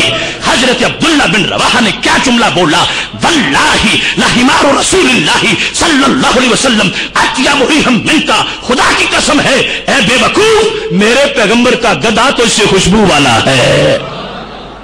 اب دو صورتحال تھی، ایک تو یہ ہوتا کہ نبی علیہ السلام کی تعریف کرتے ہو، یقیناً اس میں بھی ثواب ملتا کہ تم والشمس والضحیٰ ہو، وہ اور تم یاسین ہو، طٰہٰ ہو، تم سراج منیر ہو، بشیر و نذیر ہو، رحمت للعالمین ہو، سید المرسلین ہو، یہ ساری صفتیں تھیں. اور دوسرا انداز کیا تھا کہ آپ تو ہیں جو کچھ ہیں اور یقیناً ہیں، لیکن جس نے گدھے کی گستاخی کی ہے آخر وہ بھی جو کچھ ہے اس کو بھی واضح کرنا چاہیے. تو حضرت عبداللہ بن رواحہ رضی اللہ تعالی عنہ نے سرکار کی صدارت میں پوچھے بغیر فتویٰ دے دیا. فرمایا اگرچہ تو شکل انسانی میں ہے مگر تو گدھے کے پیشاب سے بھی برا ہے. جو گدھا میرے نبی علیہ السلام کا گدھا ہے، یہ جلالین کے الفاظ ہیں وہاں پر روایت کے، واللہ لبول حمار رسول اللہ صلی اللہ علیہ وسلم اطیب ریحا منک، خدا کی قسم میرے پیغمبر کے گدھے کا پیشاب بھی تو اس سے خوشبو والا ہے. اب یہ پالیسی واضح ہوئی کہ مومن کا ایمان اس کو بچانے کے لیے کچھ ذرائع ہیں، ورنہ ایمان نہیں رہ سکے گا، ایمان ختم ہو جائے گا. جب ایسی بے خودگی ہو تو ان لوگوں کا جواب دینا پڑے گا ان کے حوالے سے کہ وہ کیا ہے، ان کی حیثیت کیا ہے، کیا پدی کا شعبہ کیا ہو سکتا ہے. عبداللہ بن ابی بن سلول سرکار کے گدھے کے بارے میں بولے، لہذا حضرت عبداللہ بن رواحہ رضی اللہ تعالیٰ عنہ نے واضح جواب دیا، فرمایا خدا کی قسم ہے میرے پیغمبر کا گدھا تو اس سے خوشبو والا ہے. اب یہاں پر آج کا ایک عام دماغ تو یہ کہہ سکتا تھا کہ نبی علیہ السلام کی بات ہی نہیں ہوئی، نہ آپ کی سنت پر تنقید ہوئی ہے، نہ علم پر تنقید ہوئی ہے، تو لڑنے کی تو کوئی ضرورت ہی نہیں، گدھا ہے، گدھے کی کیا عظمت ہے. لیکن حضرت عبداللہ بن رواحہ لڑے تو بتایا کہ یہاں پر گدھا بھی عظمت والا بن گیا ہے، چونکہ سرکار کی سواری بن گیا ہے. سبب یہ تھا لوگوں جس پھٹی پہ قرآن رکھتے ہو اس پہ تم پھر قدم نہیں رکھتے کہ یہ قرآن کی جگہ ہے. تو جس پھٹی پہ لکڑی پہ قرآن آ جائے تو لکڑی کی شان بڑھ جائے، تو جس پیٹھ پہ صاحب قرآن آ جائے اس کی شان کیوں نہیں بڑھے گی. لہذا حضرت عبداللہ بن رواحہ رضی اللہ تعالیٰ عنہ نے قیامت تک کے لیے سبق دیا کہ یہ معاملہ بڑا ہی حساس ہے، یہاں تک کہ اگر کوئی توہین کی نیت سے یہ کہہ دے گا کہ ہمارے نبی علیہ السلام کے کپڑے میلے ہیں اس کا بھی ایمان نہیں رہ سکے گا. اس واسطے کہ رب ذوالجلال نے جو مرتبہ مقام دیا ہے وہ تقاضا کرتا ہے کہ کوئی لفظ جو ہے وہ عورت و عورت سواری کے بارے میں بھی مومن برداشت نہیں کر سکے گا. آج اگر تسلسل کے ساتھ وہ عقیدہ برقرار رہتا تو کسی کو یہ خاکے بنانے کی جسارت نہ ہوتی کہ جو گدھے کے گستاخ کو یوں مارتے ہیں وہ سرکار کی ذات کے گستاخ کو کیسے چھوڑیں گے.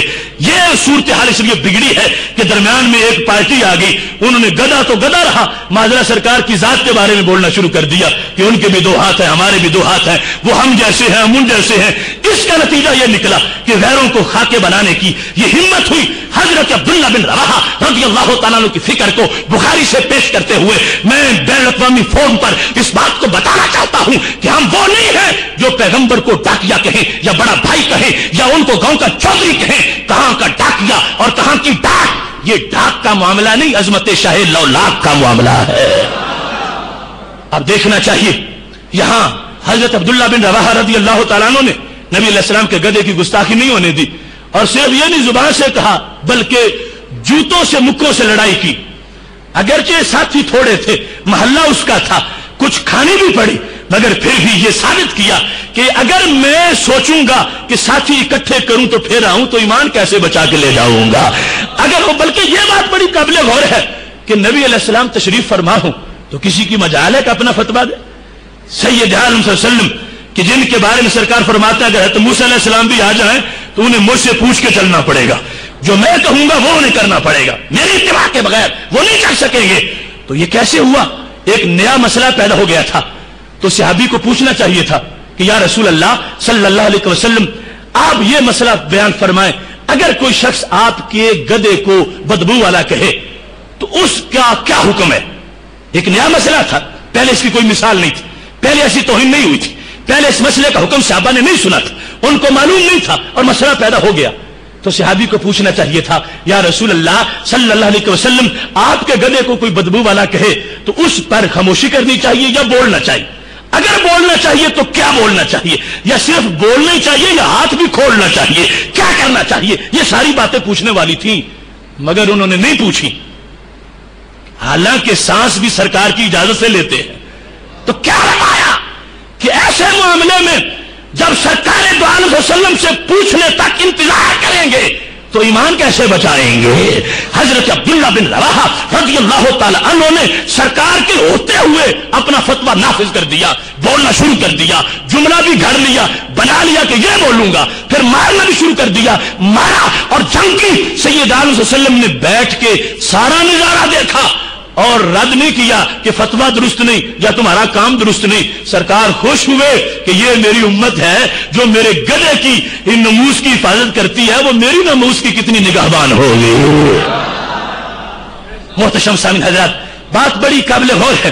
یہاں پر ہم اس بات کو واضح کرنا چاہتے ہیں, اگر کسی ملک کی حکومت اور کہیں کی عدالتیں وہ گستاخوں کو پناہ دیتی ہے تو ہم نہ کسی عدالت کو مانتے ہیں نہ کسی کے حکم کو مانتے ہیں, ہم اللہ اور رسول کے حکم کو ماننے والے ہیں. اور یہاں پر جب نبی علیہ السلام بیٹھے ہو تو اس وقت فتوے کی ضرورت نہیں ہے, تو آج کے کسی مفتی کی فتوے کی کیا ضرورت ہے کہ کوئی بندہ پہلے کہے کہ کیا فرماتے ہیں علماء دین اس مسئلے میں کہ فلاں نے یہ گستاخی کی ہے تو اس کا حکم کیا ہے؟ نہیں نہیں, ان مفتیوں کے فتوے کی ضرورت نہیں ہے, حکم تجھے پتا ہے, اس حکم کو نافذ کر دو, اللہ تمہارے اجر کو پورا کر دے گا.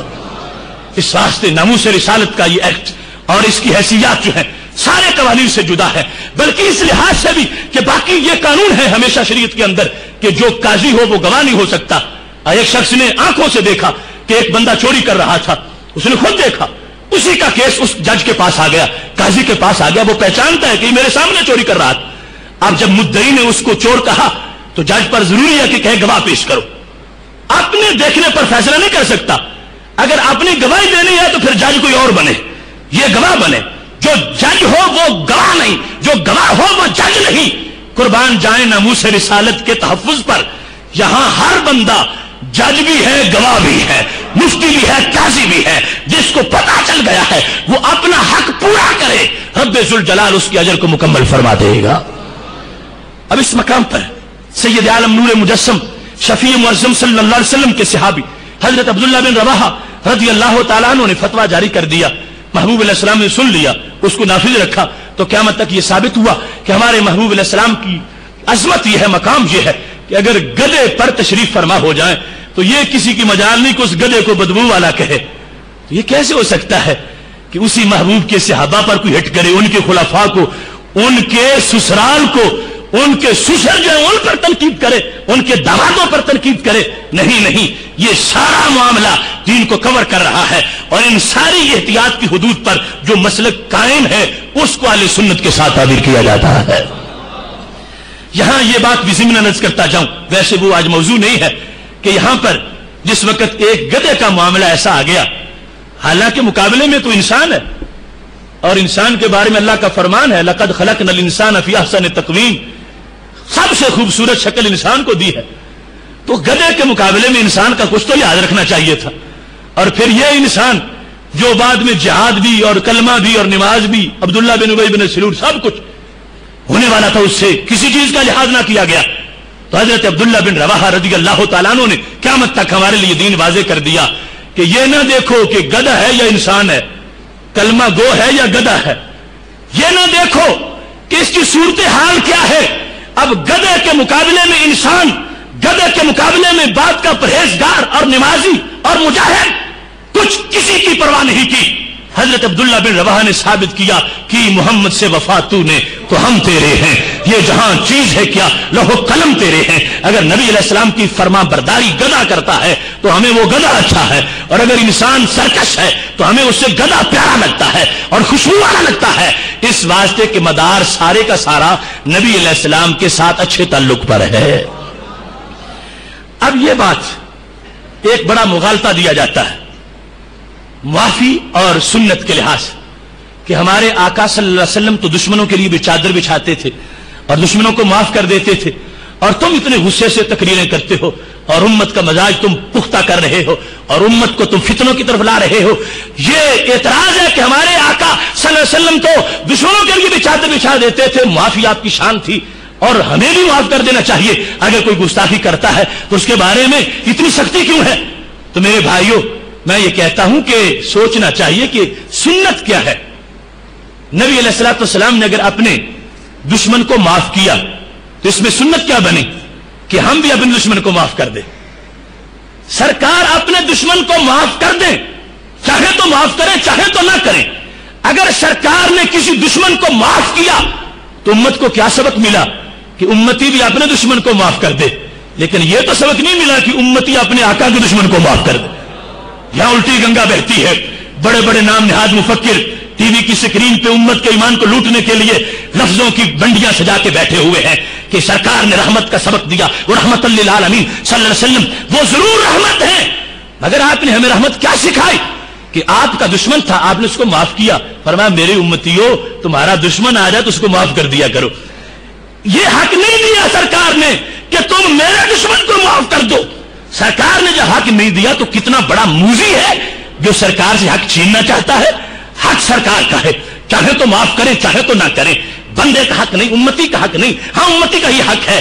اسے کوئی تھپڑ مارے, اس کو دعا دے, پتا چلے کہ اس نے سنت سے کوئی سبق سیکھا ہے. اس کے اپنے دشمن آ جائیں تو ان کے لیے چادریں بچھا دے, پتا چلے کہ یہ سنت کو سمجھنے والا ہے. یہاں بالکل معاملہ برعکس ہے, اپنے دشمنوں کے سر اتارتے ہیں اور سرکار کے دشمنوں کے سامنے چادریں بچھاتے ہیں. یہ غلطی ہے, یہ فکری گناہ ہے, یہ نظریاتی بہت بڑا سجدہ صاحب نکالنے کا مقام ہے. لہذا میرے محبوب علیہ الصلوۃ والسلام کا دشمنوں کو معاف کرنا, اس سے ہرگز یہ ثابت نہیں ہوتا کہ ہم سرکار کے دشمنوں کو معاف کریں. اس سے ثابت ہمارے لیے ہوتا ہے کہ ہم سرکار کے دشمنوں کے لیے وہ کچھ کریں جو صحابہ نے کر کے دکھایا ہے, اور اپنے دشمنوں کو یوں معاف کریں جیسے سرکار نے معاف کر دیا ہے. اور اس سلسلہ میں بھی نبی علیہ السلام کا معاف کرنا چونکہ سرکار کا حق ہے, چاہے تو کریں چاہے تو نہ کریں.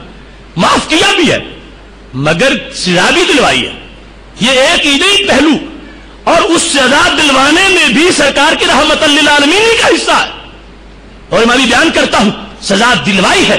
فتح مکہ کے موقع پر اگر کعبے کے پردوں سے نکال کے ابن اختل کا سر قلم کیا ہے تو یہ سزا دلوائی ہے. اور میں نہیں چھوڑیں گے اس کو, اس نے مجھے بڑا ستایا ہے, میری گستاخیاں کرتا رہا ہے. وہ لا تثریب علیکم اليوم کا نعرہ لگا ہوا تھا, مگر پھر بھی اس موذی کو معاف نہیں کیا گیا. بلکہ یہاں تک مصنف عبد الرزاق کے اندر یہ بات موجود ہے حضرت عبداللہ بن عباس رضی اللہ تعالیٰ عنہ کہتے ہیں نبی علیہ السلام نے باقاعدہ اس پر ترغیب دی. ایک معاملہ تھا, ان نبی صلی اللہ علیہ وسلم سبہ رجل, آپ کو ایک بندے نے گالی دے دی. فقال من یکفینی عدوی, نبی علیہ السلام نے فرمایا میرے غلاموں اس کا کون سر اتارے گا. باقاعدہ اعلان کیا, مطلب یہ بولی کی بے ہے, بیچنی جنت ہے اور بولی دے کے بیچنی ہے. کون ہے جو اس کا سر اتارے اور جنت لے جائے؟ من یکفینی عدوی, کون مجھے کافی ہے, کون سر اتارے گا؟ جس وقت نبی علیہ السلام نے یہ کہا فخرج الی خالد بن ولید, حضرت خالد بن ولید تلوار لے کے اٹھے, اس کا سر اتارا. فرمایا جو محبوب تجھے گالی دے گا اس سے بدلہ خالد لے گا. اب باقاعدہ بدلہ لیا. ایسے ہی مصنف میں یہ بات موجود ہے. اس سلسلہ میں حضرت عبداللہ بن عباس رضی اللہ تعالیٰ عنہ کے سوا حضرت زبیر کا معاملہ ہے. بیان میں تھوڑا سا یہ سامنے رکھیں کہ یہ پہلا جو معاملہ تھا جس میں فرمایا من یکفینی عدوی, کہ کون اس سے بدلہ لے گا. فقال الزبیر وانا, اس مرد کے بارے میں حضرت زبیر رضی اللہ تعالیٰ عنہ نے کہا میں بدلہ لوں گا. اٹھے اور سر اتار دیا. پھر ایک عورت نے نبی علیہ السلام کی گستاخی کی تو میرے محبوب علیہ السلام نے پھر فرمایا, یعنی اور موقع تھا, من یکفینی عدوی, اس کا سر کون اتارے گا؟ تو حضرت خالد بن ولید رضی اللہ تعالیٰ عنہ نے سر اتارا. تو یہ میں 3 باقاعدہ شواہد پیش کر رہا ہوں کہ محبوب علیہ السلام نے بدلہ لیا بھی ہے, اور یہ آپ کی رحمت للعالمین کی صفت پر کوئی تنقید نہیں ہے. کیوں؟ اصل میں اس کائنات کا بچاؤ جو ہے یہ سب سے بڑی رحمت ہے. اور کچھ گستاخ ایسے ہوتے ہیں کہ ان کے زمین پر ہونے کی وجہ سے زلزلوں کے خطرے ہوتے ہیں. وہ اگر باقی رہیں گے تو کائنات درم برم ہو سکتی ہے. ان کے زندہ ہونے کی وجہ سے زمینیں باز ہو سکتی ہیں, آسمان سے سونتے خشک ہو سکتے ہیں. تو اب وہاں پر رحمت یہی ہے کہ اس کمینے کو ہٹاؤ تاکہ دنیا تو سانس لے سکے. لہذا یہ بھی سید عالم نور مجسم شفیع معظم صلی اللہ علیہ وسلم کی رحمت کا معاملہ ہے کہ جہاں یہ سمجھا کہ ان کا صفایا ضرور ہونا چاہیے ورنہ زمین پھٹ جائے گی, اللہ برداشت نہیں کرے گا. اس واسطے محبوب علیہ السلام نے ان کو سزائیں دلوائی ہیں اور وہ بھی رحمت پھیلانے کے لیے دلوائی ہے. یہاں پر اب سید عالم نور مجسم شفیع معظم صلی اللہ علیہ وسلم کے صحابہ کرام علیہم رضوان کا جو انداز تھا اس تحفظ ناموس رسالت کے بارے میں, اس کی 1-2 مثالیں عرض کرتا ہوا اپنی بات کو سمیٹتا ہوں. حضرت حذیفہ بن یمان رضی اللہ تعالی عنہ کو دبا اور عمان کے علاقے کا گورنر بنایا گیا. عمان یہ دبا سے ابھی دبئی بنی ہوئی ہے, یعنی اس علاقے کے قریب قریب, چونکہ پورا تو آباد نہیں تھا. حضرت حذیفہ بن یمان رضی اللہ تعالیٰ عنہ کو بھیجا گیا. جب نبی علیہ السلام کا وصال ہو گیا, نسب الرایا میں یہ بات موجود ہے, اس علاقے کے لوگوں نے زکات دینے سے انکار کر دی. تو حضرت حذیفہ بن یمان رضی اللہ تعالیٰ عنہ نے سمجھایا کہ یہ اسلام کا فرض ہے, یہ تمہیں دینا پڑے گا, ادا کرنا پڑے گا. تو وہ بڑے خطرناک نکلے. انہوں نے نبی علیہ السلام کو گالیاں دینا شروع کر دی. جس وقت وہ یوں بھونکے تو حضرت حذیفہ بن یمان رضی اللہ تعالیٰ عنہ کے لفظ سنو. حضرت حذیفہ بن یمان کہنے لگے اسمعونی فی ابی و امی, ظالموں مجھے میرے باپ کی گالی دے لو, میری ماں کی گالی دے لو, ولا تسمعونی فی النبی صلی اللہ علیہ وسلم, سرکار کے بارے میں برداشت نہیں کر سکتا. ماں کی مجھے گالی دو, مجھے میرے باپ کی گالی دو, وہ برداشت کر سکتا ہوں, مگر اپنے محبوب علیہ السلام کے بارے میں برداشت نہیں کر سکوں گا. جب وہ باز نہیں آئے, حضرت حذیفہ بن یمان رضی اللہ تعالیٰ عنہ نے سیدنا صدیق اکبر امیر المومنین رضی اللہ تعالیٰ عنہ کو پیغام بھیجا ہے. فوراً اسلامی شیروں کا لشکر پہنچا ہے اور ان لوگوں کے سر اتار کر یہ واضح کیا ہے کہ اگرچہ نبی علیہ السلام روضہ پاک میں تشریف لے گئے ہیں مگر ان کی محبت پر پہرا دینے والے اشاق باقی ہے. لہذا کسی کو گالی دینے کی اجازت نہیں دی جائے گی, اور جو ایسا کرے گا اس سے زمین کو پاک اور صاف کر دیا جائے گا. یہی معاملہ سید عالم نور مجسم شفیع معظم صلی اللہ علیہ وسلم کی ظاہری حیات میں جو داستان عشق ہے صحابہ کرام علیہم رضوان کی, اس سے ثابت ہے کہ حضرت عبیدہ بن حارث رضی اللہ تعالی عنہ جس وقت میدان بدر میں زخمی ہوئے اور اولین شہادت تھی آپ کی, حضرت عبیدہ بن حارث رضی اللہ تعالی عنہ کو صحابہ حالت زخمی میں اٹھا کے سرکار کے پاس لے آئے.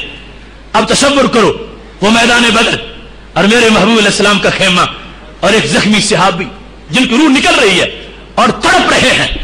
جب ان کو محبوب علیہ السلام کے سامنے رکھا گیا تو میرے محبوب علیہ السلام نے اپنا قدم تھوڑا سا آگے کیا. پتہ نہیں آگے کرنے کی حکمت کیا ہوگی, مگر عاشق کی معراج ہو گئی. فوادہ خدہ علی قدمہ الشریفہ, تو حضرت عبیدہ نے اپنا رخسار قدم پہ رکھ لیا. नबी अलैहिस्सलाम का कदम मुबारक है। और हजरत उबैदा बिन हारिस रज़ियल्लाहु ताला अन्हु ने बहता खून है, तड़पता लाशा है, जान निकल रही है, अपना चेहरा सरकार के कदम पे रखा और नारा लगाया, क्या? या रसूल अल्लाह सल्लल्लाहु अलैहि वसल्लम, काला या रसूल अल्लाह सल्लल्लाहु अलैहि वसल्लम। अल इसाबा और दीगर कुतुब के अंदर ये बात मौजूद है। आपने ये कहा महबूब अलैहिस्सलाम का तज़किरा करते हुए, कहने लगे, रो रानी अबू तालिबिन लालिमा आना अहक्को बिकौलिही, काश कि आज अबू तालिब जिंदा होते तो जो बात उन्होंने अपने बारे में की थी उन्हें पता चलता कि वो उसके मुस्तहिक नहीं, उस नारे का मैं मुस्तहिक हूं। जनाब अबू तालिब ने नबी अलैहिस्सलाम का एक कसीदा लिखा था और बड़ा शानदार कसीदा है और उसमें सरकार की बड़ी तारीफें की है। उस कसीदा के अंदर उन्होंने लिखते लिखते ये कह दिया था, व नुस्लिमुहु हत्ता नुसर्रा दूनहु व नज़हला अन अबनाइना वल हलाइली, कि ये वो नबी हैं कि हम जिनके गिर्द पैरे देंगे, जिनको सलामत रखेंगे और हम जिनका पूरी तरह दिफा करेंगे। किस अंदाज में? हत्ता नुसर्रा दूनहु, इनके आगे हमें बिछाड़ दिया जाएगा, हमें टुकड़े टुकड़े कर दिया जाएगा इनके आगे पीछे, मगर हम इन्हें आंच नहीं आने देंगे। और किस अंदाज में हम हिफाजत करेंगे? व नज़हल अन अबनाइना वल हलाइली, हम अपनी बीवियों को भी भूल जाएंगे, अपने बेटों को भी भूल जाएंगे, मगर इस महबूब की इज्जत पे पहरे देंगे। ये उनका जुमला था जो उन्होंने कहा था। अब वक्त शहादत है हजरत उबैदा बिन हारिस का और मैदान बदर है और नबी अलैहिस्सलाम का कदम है और हजरत उबैदा ने अपना चेहरा सरकार के कदम पे रखा हुआ है। फरमाया, अगर आज अबू तालिब देखते, फरमाया शेर उन्होंने लिखा था, पूरा मैंने करके दिखाया है कि हम अपनी बीवियों को भूले हैं, अपने बच्चों को भूले हैं और महबूब तुम्हारी मोहब्बत में हम अपनी जानों के नजराने पेश कर रहे हैं। यही अंदाज हजरत साद बिन रबी का था। जिस वक्त मैदान उहद के अंदर वो जख्मी पड़े थे, नबी अलैहिस्सलाम ने हजरत ज़ैद को भेजा था, फरमाया जाओ साद को तलाश करो, अगर तुझे जिंदा मिलेंगे तो उनको मेरा सलाम कहना। हिकमत थी भेजने में। हजरत ज़ैद कहते हैं, मैं जख्मियों के पास से गुजरता गुजरता आगे पहुंचा तो मुझे साद नजर आए, मगर रूह उखड़ चुकी थी, सांस निकल रही थी, यानी बिल्कुल दम घुटने को था। मैं पहुंच गया, इज़न भी सबून दरबतन, बदन पे 70 जख्म लगे हुए थे, तलवारों के, तीरों के, नेजों के, भालों के, और इस अंदाज में आखिरी सांस ले रहे थे। मैं पहुंच गया और मैंने जाके कहा, साद अल्लाह ताला के रसूल तुझे सलाम कहते हैं। अब देखो मोहब्बत और इश्क में जो हक अदा किया है सहाबा किराम अलैहिम रिदवान ने, सब कुछ छोड़ के सरकार दो आलम सल्लल्लाहु अलैहि वसल्लम के लिए निकले हैं। अगर कुछ भी मोहब्बत इसमें कच्ची होती तो मौत से तो रंग उतर जाता। मौत के मुंह में बैठकर हजरत साद ने कहा इस अंदाज में कि चेहरा खिल उठा और मुस्कुरा पड़े, और चारों तरफ से कांटों में घिरा हुआ है फूल, फिर भी खिला हुआ है अजब खुश मजाज है। फरिश्ते भी हैरान है कि इतने तीर लगे हो तो बंदा मुस्कुरा कैसे सकता है। हजरत साद रज़ियल्लाहु ताला अन्हु ने सलाम जिस वक्त सुना तो कहने लगे, मुझे मेरा सलाम भी मेरे महबूब को पहुंचाना, मैं जवाब दे रहा हूं। अब यहां पर एहसास पूछता है कि सलाम देने का वक्त क्या है, रूह निकल रही है, किसको इस कीमती वक्त में किसे तलाश कर रहे हो और किसे याद कर रहे हो। हजरत साद के जख्मों से बहता खून भी आवाज दे रहा था, वो जिनकी दीद जज्बों को सरद होने नहीं देती, वो जिनकी याद से सारी बलाएं भाग जाती हैं, वो जिनके जिक्र से सोई उम्मीदें जाग जाती हैं, वो जिनके इश्क में बागे जना में बुलबुलें बोले, वो जिनके शौक में शजरे यकी से तोपले निकले, अगर सूली मिले उनकी मोहब्बत में गवारा है, जो हर तलखी मिटाए उनके चेहरे का नजारा है। सलाम देते हुए कहा, जज़ाकल्लाहु अन्नी खैरमा जज़ल्लाहु नबिय्यन उम्मती। सरकार को हाजिर नाजिर समझ के, यानी खुद हाजिर सरकार के दरबार में सरकार को नाजिर समझ के खिताब के सीगा से कहा कि मेरे नबी मैं ये दुआ मांग रहा हूं, अल्लाह मेरी शहादत का सवाब भी आप ही को अता फरमा दे। हजरत साद जिस वक्त दुनिया से जा रहे थे उस वक्त उन्होंने हमें एक चिट्ठी लिखी थी, और आज डेनमार्क के खाकों के बाद वो चिट्ठी हमें पढ़नी चाहिए और सुनानी चाहिए। हजरत साद ने कहा था, ला उज़्र लकुम यौमल क़ियामा इन खुलिसा इला रसूलिल्लाहि मकरूहुम व मिनकुम ऐनुन तक़रिफ़ तारिख اس کو ذہبی نے سیر الاعلام النبلاء کے اندر لکھا ہے اور دیگر درجنوں ماخذ میں موجود ہے. حضرت سعد روح نکل رہی تھی اور یہ فتویٰ سنا رہے تھے اے قیامت تک کے اشاق، اگر تم میں سے ایک شخص کے زندہ ہوتے ہوئے بھی ہمارے نبی علیہ السلام کی توہین ہو گئی، اللہ اس ایک کو بھی معاف نہیں فرمائے گا. ایک شخص رہ جائے، منکم عین تطرف، ایک آنکھ کھلی ہو، باقی سارے شہید ہو چکے ہوں، اور وہ ایک قیامت کے دن نظر پیش کرے کہ یا اللہ ساری دنیا تو اجڑ چکی تھی، میرا کوئی ساتھی نہیں تھا، میں اکیلا تھا، میں باطل سے ٹکراتا تو کیسے ٹکراتا، میری تو کوئی پاور نہیں تھی. تو حضرت سعد کہتا ہے میرا یہ یقین ہے اس ایک کا وہ بہانہ قبول نہیں ہوگا. اللہ فرمائے گا تو کیوں نہیں ٹکرایا، ایک زندہ رہا، تجھے مر جانا چاہیے تھا، شہید ہو جانا چاہیے تھا. اب سوچو اگر ایک شخص بھی وہ مجرم قرار پائے گا تو آج ہم جو کروڑوں ہیں اور ہمارے زندہ ہوتے ہوئے یہ گستاخیاں کی جاتی رہے اور ان سے بدلہ نہ لیا جائے تو قیامت کے دن کیا ہمارا جواب ہوگا. اتنے 57 اسلامک کنٹریز اور ان کے یہ کروڑوں بات انسان مسلمان سرکار کے دیوانے اور ساتھ موجود ہوں اور گستاخیاں مسلسل کرتے جائیں اور ان کا ہاتھ نہ روکا جائے اور ان کے سر نہ اتارے جائے اور درمیان میں مسلطیں ان کو پیش نظر رکھا جائے تو کل قیامت کے دن کس منہ سے نبی علیہ السلام کے سامنے ہم پیش ہو سکیں گے. میرے محبوب علیہ السلام کا یہ انداز ہمیں اس بات کو، یہ جو حضرت سعد نے چاہتے ہوئے پیغام دیا ہے، اس بات کو واضح کر رہا ہے کہ جیسے بھی حالات ہوں، جتنے بھی تلخ ماحول میں سے بندہ گزر رہا ہو، اس کا ایمان تب برقرار رہ سکے گا جب وہ ناموس نبی کے لیے ہر قربانی سے دریغ نہیں کرے گا اور اپنا قرض پورا اتار کر کے رہے گا. اس واسطے میں تو یہ سمجھتا ہوں اور اس پیغام کے لیے ہم نے شرق و غرب کے اندر ایک پوری اساسی حیثیت کے ساتھ اس کو اجاگر کیا ہے اور اس پر ابھی ہمارے ذمہ بھی اتنا ہی قرض باقی ہے جتنا ملت کے دوسرے جو سپوت ہیں ان کے ذمہ قرض باقی ہے. لیکن مل جل کر اس قرض کو اتارنے کے لیے ہمیں کوشش کرنی چاہیے. اگر ایسے گستاخ خاکے بنائے اور اس کے بعد وہ اپنی طبی موت مرے تو کل قیامت کے دن ہمارا جواب مشکل ہوگا. ہم کیا بتا سکیں گے؟ وہ اتنی زندگی خود پا گئے اور پھر وہ طبی موت مرے بستر پر. اگر ملت کا کوئی ایک بندہ بھی اٹھ کے ان کے سر اتارے گا تو پوری ملت کا قرض اتر جائے گا. اس واسطے آج بھی حرارت ایمانی وہ ملت کے جگر میں موجود ہے اور یہ میرا ہی نہیں، ہر مرد با وفا کا اور ہر مرد حر کا اور ہر مومن کا یہ دل کا نغمہ ہے. نبی کے نام پر مٹنا شہادت ہی شہادت ہے، فضائے جیل میں رہنا عبادت ہی عبادت ہے. ہم اس عشق کے قائل نہیں جو دید سے بڑھ کے، ہمیں تو نام نامی بھی حرارت ہی حرارت ہے. بدن کی بوٹی بوٹی ہو زباں کڑوی نہیں ہوتی، نبی کے نام میں ایسی حلاوت ہی حلاوت ہے. لگا کے جان کی بازی بتایا ہے یہ عامر نے، جو ان کے راہ میں پگھلے سلامت ہی سلامت ہے. گواہی دے رہی ہیں آج بھی دیواریں برلن کی، گواہی دیتی ہیں اب بھی، گواہی دے رہی ہیں آج بھی دیواریں برلن کی. نہیں ہے خودکشی یہ تو شہادت ہی شہادت ہے. خلد میں مسکراتے ہوں گے عامر سرخرو ہو کر، مگر ہٹلر کے بیٹوں کو ندامت ہی ندامت ہے.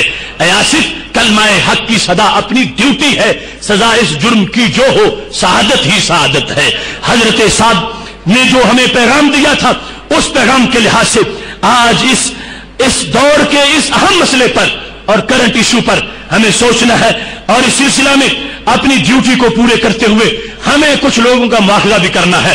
اور اس بات کے بیان کیے بغیر میری گفتگو کبھی بھی پوری نہیں ہو سکتی کہ وہ لوگ جنہوں نے یہ رستے بنائے ہیں انہیں اپنے کیے پہ ندامت ہے. یقیناً آج ندامت ہے ان کو کہ جب پوری دنیا میں ایک اٹھا ہے، شورش پر احتجاج اٹھا ہے، خاکوں پر جو احتجاج ہوا ہے، اس احتجاج میں جو روح تھی وہ روح یقیناً امام احمد رضا بریلوی کے عقیدے کی تھی. اس کو ماننا پڑے گا اور کھلے دل سے ماننا پڑے گا. جن لوگوں نے یا رسول اللہ صلی اللہ علیہ وسلم کے لفظ کو شرک کہا تھا، آخر ان لوگوں نے اس کے سٹیکر کیوں چھاپے؟ آج حجاز مقدس کے کونے کونے پہ، دیواروں پر اور دکانوں پر اور کاروں پر اگر یہ لکھا ہے لبیک یا رسول اللہ صلی اللہ علیہ وسلم، تو ہم پوچھتے ہیں کہ یا رسول اللہ اگر شرک تھا تو اب کیسے جائز ہوا؟ اور اگر شرک نہیں تھا تو پہلے تم نے کیوں جرم کیا؟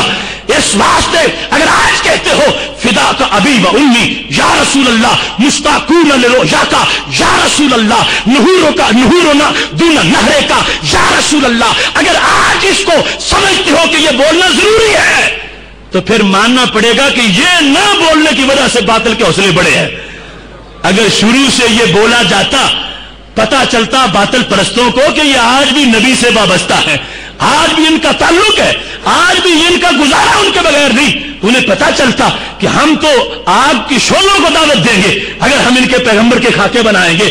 یہ غلطی ہے، یہ سجدہ صاحب نکالنا چاہیے ان کو کلمہ پڑھ کے اپنے اس جرم پر جو انہوں نے یا رسول اللہ صلی اللہ علیہ وسلم کو پہلے تو شرک کہا تھا اور اب اس کے نعرے لکھے ہیں، اعجاز مقدس میں موجود ہیں، اور باقی بھی ہر جگہ تم نے دیکھا ٹی وی کی سکرین پر اگر بیت المقدس کے سامنے سے ریلی گزری تھی تو اجتماع بیت المقدس کا تھا اور نعرہ اس میں بریلویوں کا تھا، لبیک یا رسول اللہ۔ تو یہ کسی کی بھول ہے کہ یہ چند لوگ ہیں جو ایک اس جگہ پہ پاکستان یا انڈیا میں رہتے ہیں، نہیں، بریلویت تازہ پھولوں کی مہک کا نام ہے، اور جو دنیا میں جہاں بھی ایمان کا گلشن ہے اس مہک کو اسی نام سے تعبیر کیا جاتا ہے۔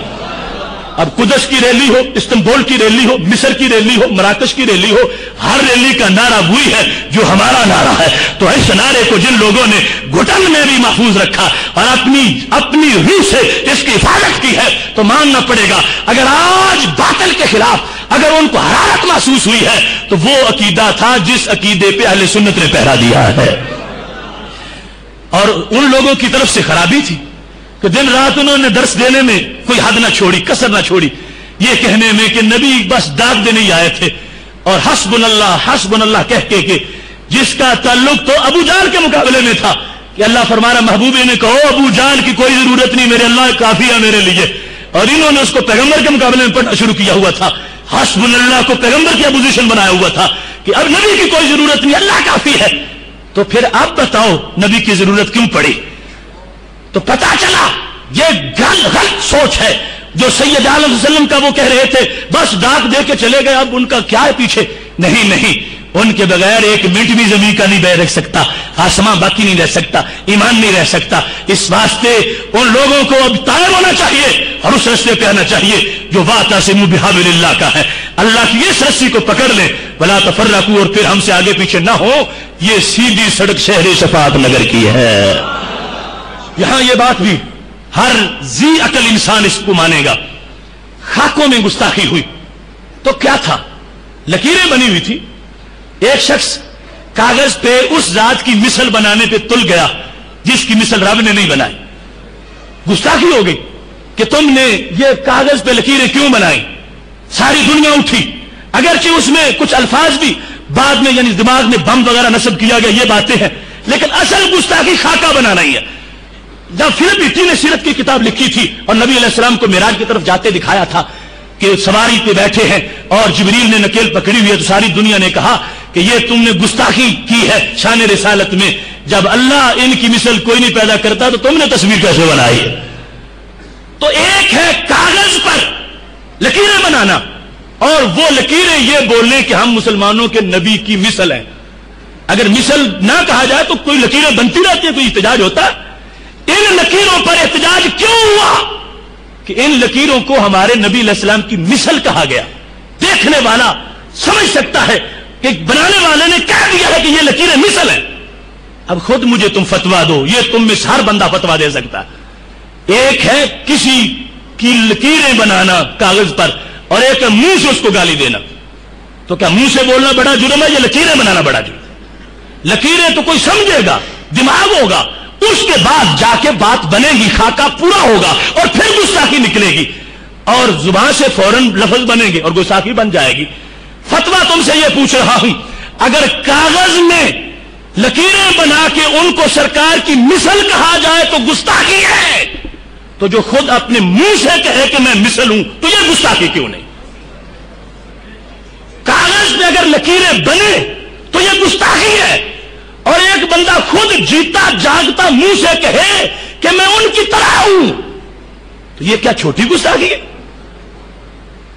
کوئی بندہ بھی اس حقیقت سے انکار نہیں کر سکے گا، اگر کاغذ پر بے جان خاکہ نبی علیہ السلام کے بارے میں خاموش لکیریں توہین ہے، تو چلتا پھرتا 6 فٹ کا ایک بندہ جو منہ سے کہتا ہے کہ میں ان کی مثل ہوں، اس نے کتنی بڑی گستاخی کی۔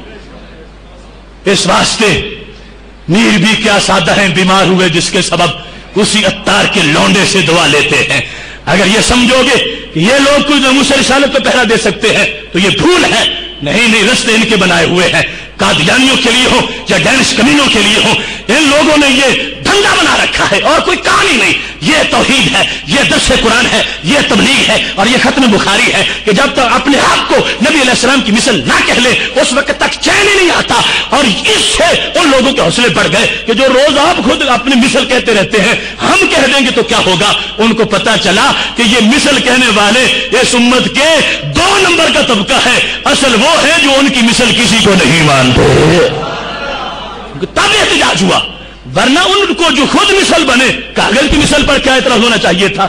منہ چھپانے کے لیے اٹھے اور پھر وہ وقتی صلاح اپنی مسلطیں تھی، سیاستیں تھی اور پھر چپ ہو گئے۔ ہمارا یہ مشن، یہ آئندہ بھی اور باطل کے لیے ہمیشہ ہم قرآن و سنت کی ان تشریحات کو سامنے رکھتے ہوئے اس بات کو واضح کرنا چاہتے ہیں، ہم وہ ہیں، ہم نے آج ہی نہیں، ہم نے صوفہ سے لے کر حضرت صدیق اکبر رضی اللہ تعالیٰ عنہ سے لے کر امام احمد رضا بریلوی رحمۃ اللہ علیہ تک ہم نے یہ کہا ہے کہ اسلام کی مثل اللہ پیدا کر ہی نہیں سکتا۔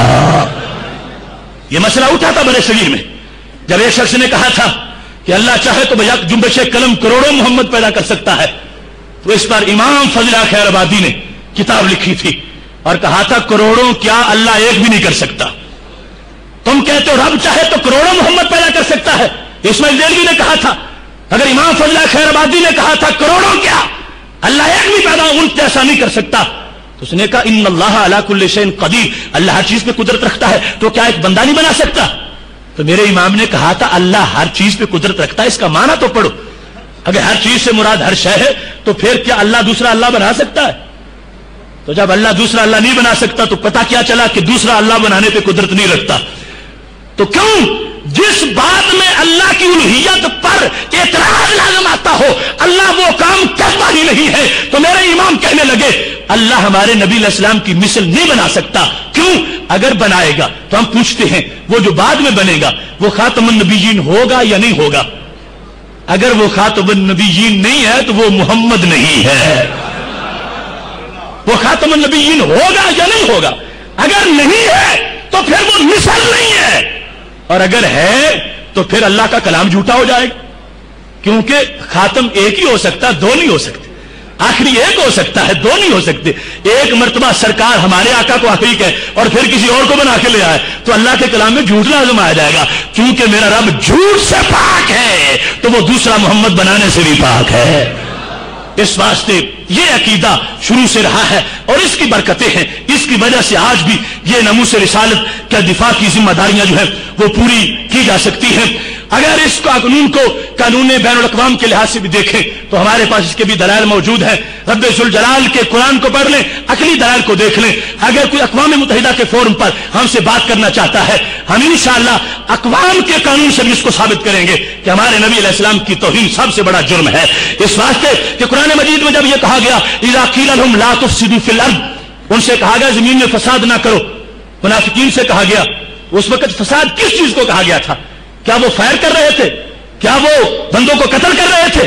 کیا وہ منافقین اس وقت کوئی ایٹم بم چلا رہے تھے؟ نہیں، فساد کیا تھا؟ نبی علیہ السلام کی توہین کرتے تھے۔ تو توہین رسالت فساد فی الارض ہے، اور کوئی مہذب سوسائٹی لے لو جو سوسائٹی کی انگیزڈ کام ہو اس کی کوئی سوسائٹی بھی اجازت نہیں دیتی۔ لہذا پوری بین الاقوام میں جہاں جہاں بھی کوئی سیویلائزیشن ہے، کوئی معاشرہ ہے، اگر وہ رائٹ پاتھ کے ڈاکومنٹس پڑھنا چاہتے ہیں انہیں یہ ماننا پڑے گا کہ کوئی سوسائٹی برقرار تب رہ سکتی ہے جب فساد فی الارض نہ ہو، اور فساد فی الارض سے بچایا تب جا سکتا ہے جب نبی علیہ السلام کی توہین سے لوگوں کو روکا جا سکے۔ لہذا پوری کائنات میں کوئی بھی ملک ہو، کوئی بھی حکومت ہو، اس کا ولین قانون یہ ہوگا کہ اگر زمین بچانی ہے تو اللہ کے محبوب کو چھیڑنے کی اجازت نہیں ہے۔ یہ تو سرکار کے حوصلے ہیں، ورنہ کوئی مثال ایسی نہیں کہ جب کسی نے پیغمبر سے متھا لگایا ہو اللہ نے ان کو الٹا نہ کیا ہو۔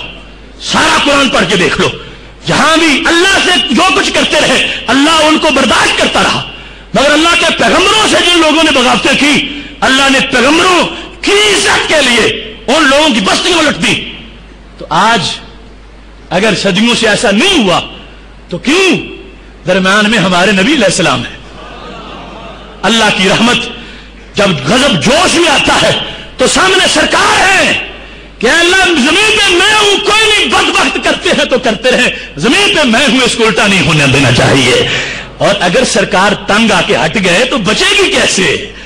اس واسطے ہم ان لوگوں کو دعوت دے رہے ہیں کہ میرے نبی کو بیزار نہ کرو۔ وہ گنبد خضرا کے مکین اگر ایک منٹ کے لیے مخلوق اور خالق کے درمیان سے ہٹ گئے اور کہا اللہ جو مرضی کر لے ان سے، تو پھر کون بچے گا؟ اس واسطے پوری کائنات میں امن کی ضمانت ہے ناموس رسالت کا تحفظ، اور یہ اس وقت یہ تحفظ برقرار رہے گا تو پھر خالق کائنات جل جلالہ امن بھی لوگوں کو پورا عطا فرمائے گا۔ یہ موضوع یقیناً بہت طویل ہے اور اس کا کافی حصہ ابھی تک میں اس کو تو چھوڑ رہا ہوں، باس کے طوالت کی وجہ سے اپنی گفتگو جو ہے وہ اسی پیغام پہ ختم کرنا چاہتا ہوں جو آج کے حالات میں ہر مومن صالح کے دل کی آواز ہے، اور جتنے بھی سخت سے سخت حالات ہوں ان کے مقابلے میں ایک مومن کی جو حقیقی آواز ہونی چاہیے وہ یہی ہے کہ ناموس رسالت یہ کرسی کا معاملہ نہیں، یہ آیت الکرسی کا معاملہ ہے، اور یہ ایوانوں کا معاملہ نہیں، یہ ایمانوں کا معاملہ ہے۔ اس واسطے ہمیں اس کے لیے پوری طرح حساس ہونا ہے اور اپنی جو قرض کے لحاظ سے ڈیوٹی ہے اس کو ادا کرنا ہے۔ اقبال کہتے ہیں وہی ہے صاحب امروز جس نے اپنی ہمت سے زمانے کے سمندر سے نکالا گوہر فردا۔ آج زندگی بچانے کے لیے اگر چپ کر جائے کہ یہ ہو جائے گا وہ ہو جائے گا، کل ایمان ہمارا ساتھ نہیں دے گا۔ وہی ہے صاحب امروز جس نے اپنی ہمت سے زمانے کے سمندر سے نکالا گوہر فردا۔ فرنگی شیشہ گر کے فن سے پتھر ہو گئے پانی، میری اکسیر نے شیشے کو بخشی سخت یہ خارا۔ وہ چنگاری خسو خاشاک میں کس طرح دب جائے جسے حق نے کیا ہو نیستاں کے واسطے پیدا۔ رہے ہیں اور ہیں فرعون میری گھات میں اب تک، مگر کیا غم کہ میری آستی میں ہے ید بیضا۔ وآخر دعوانا ان الحمدللہ رب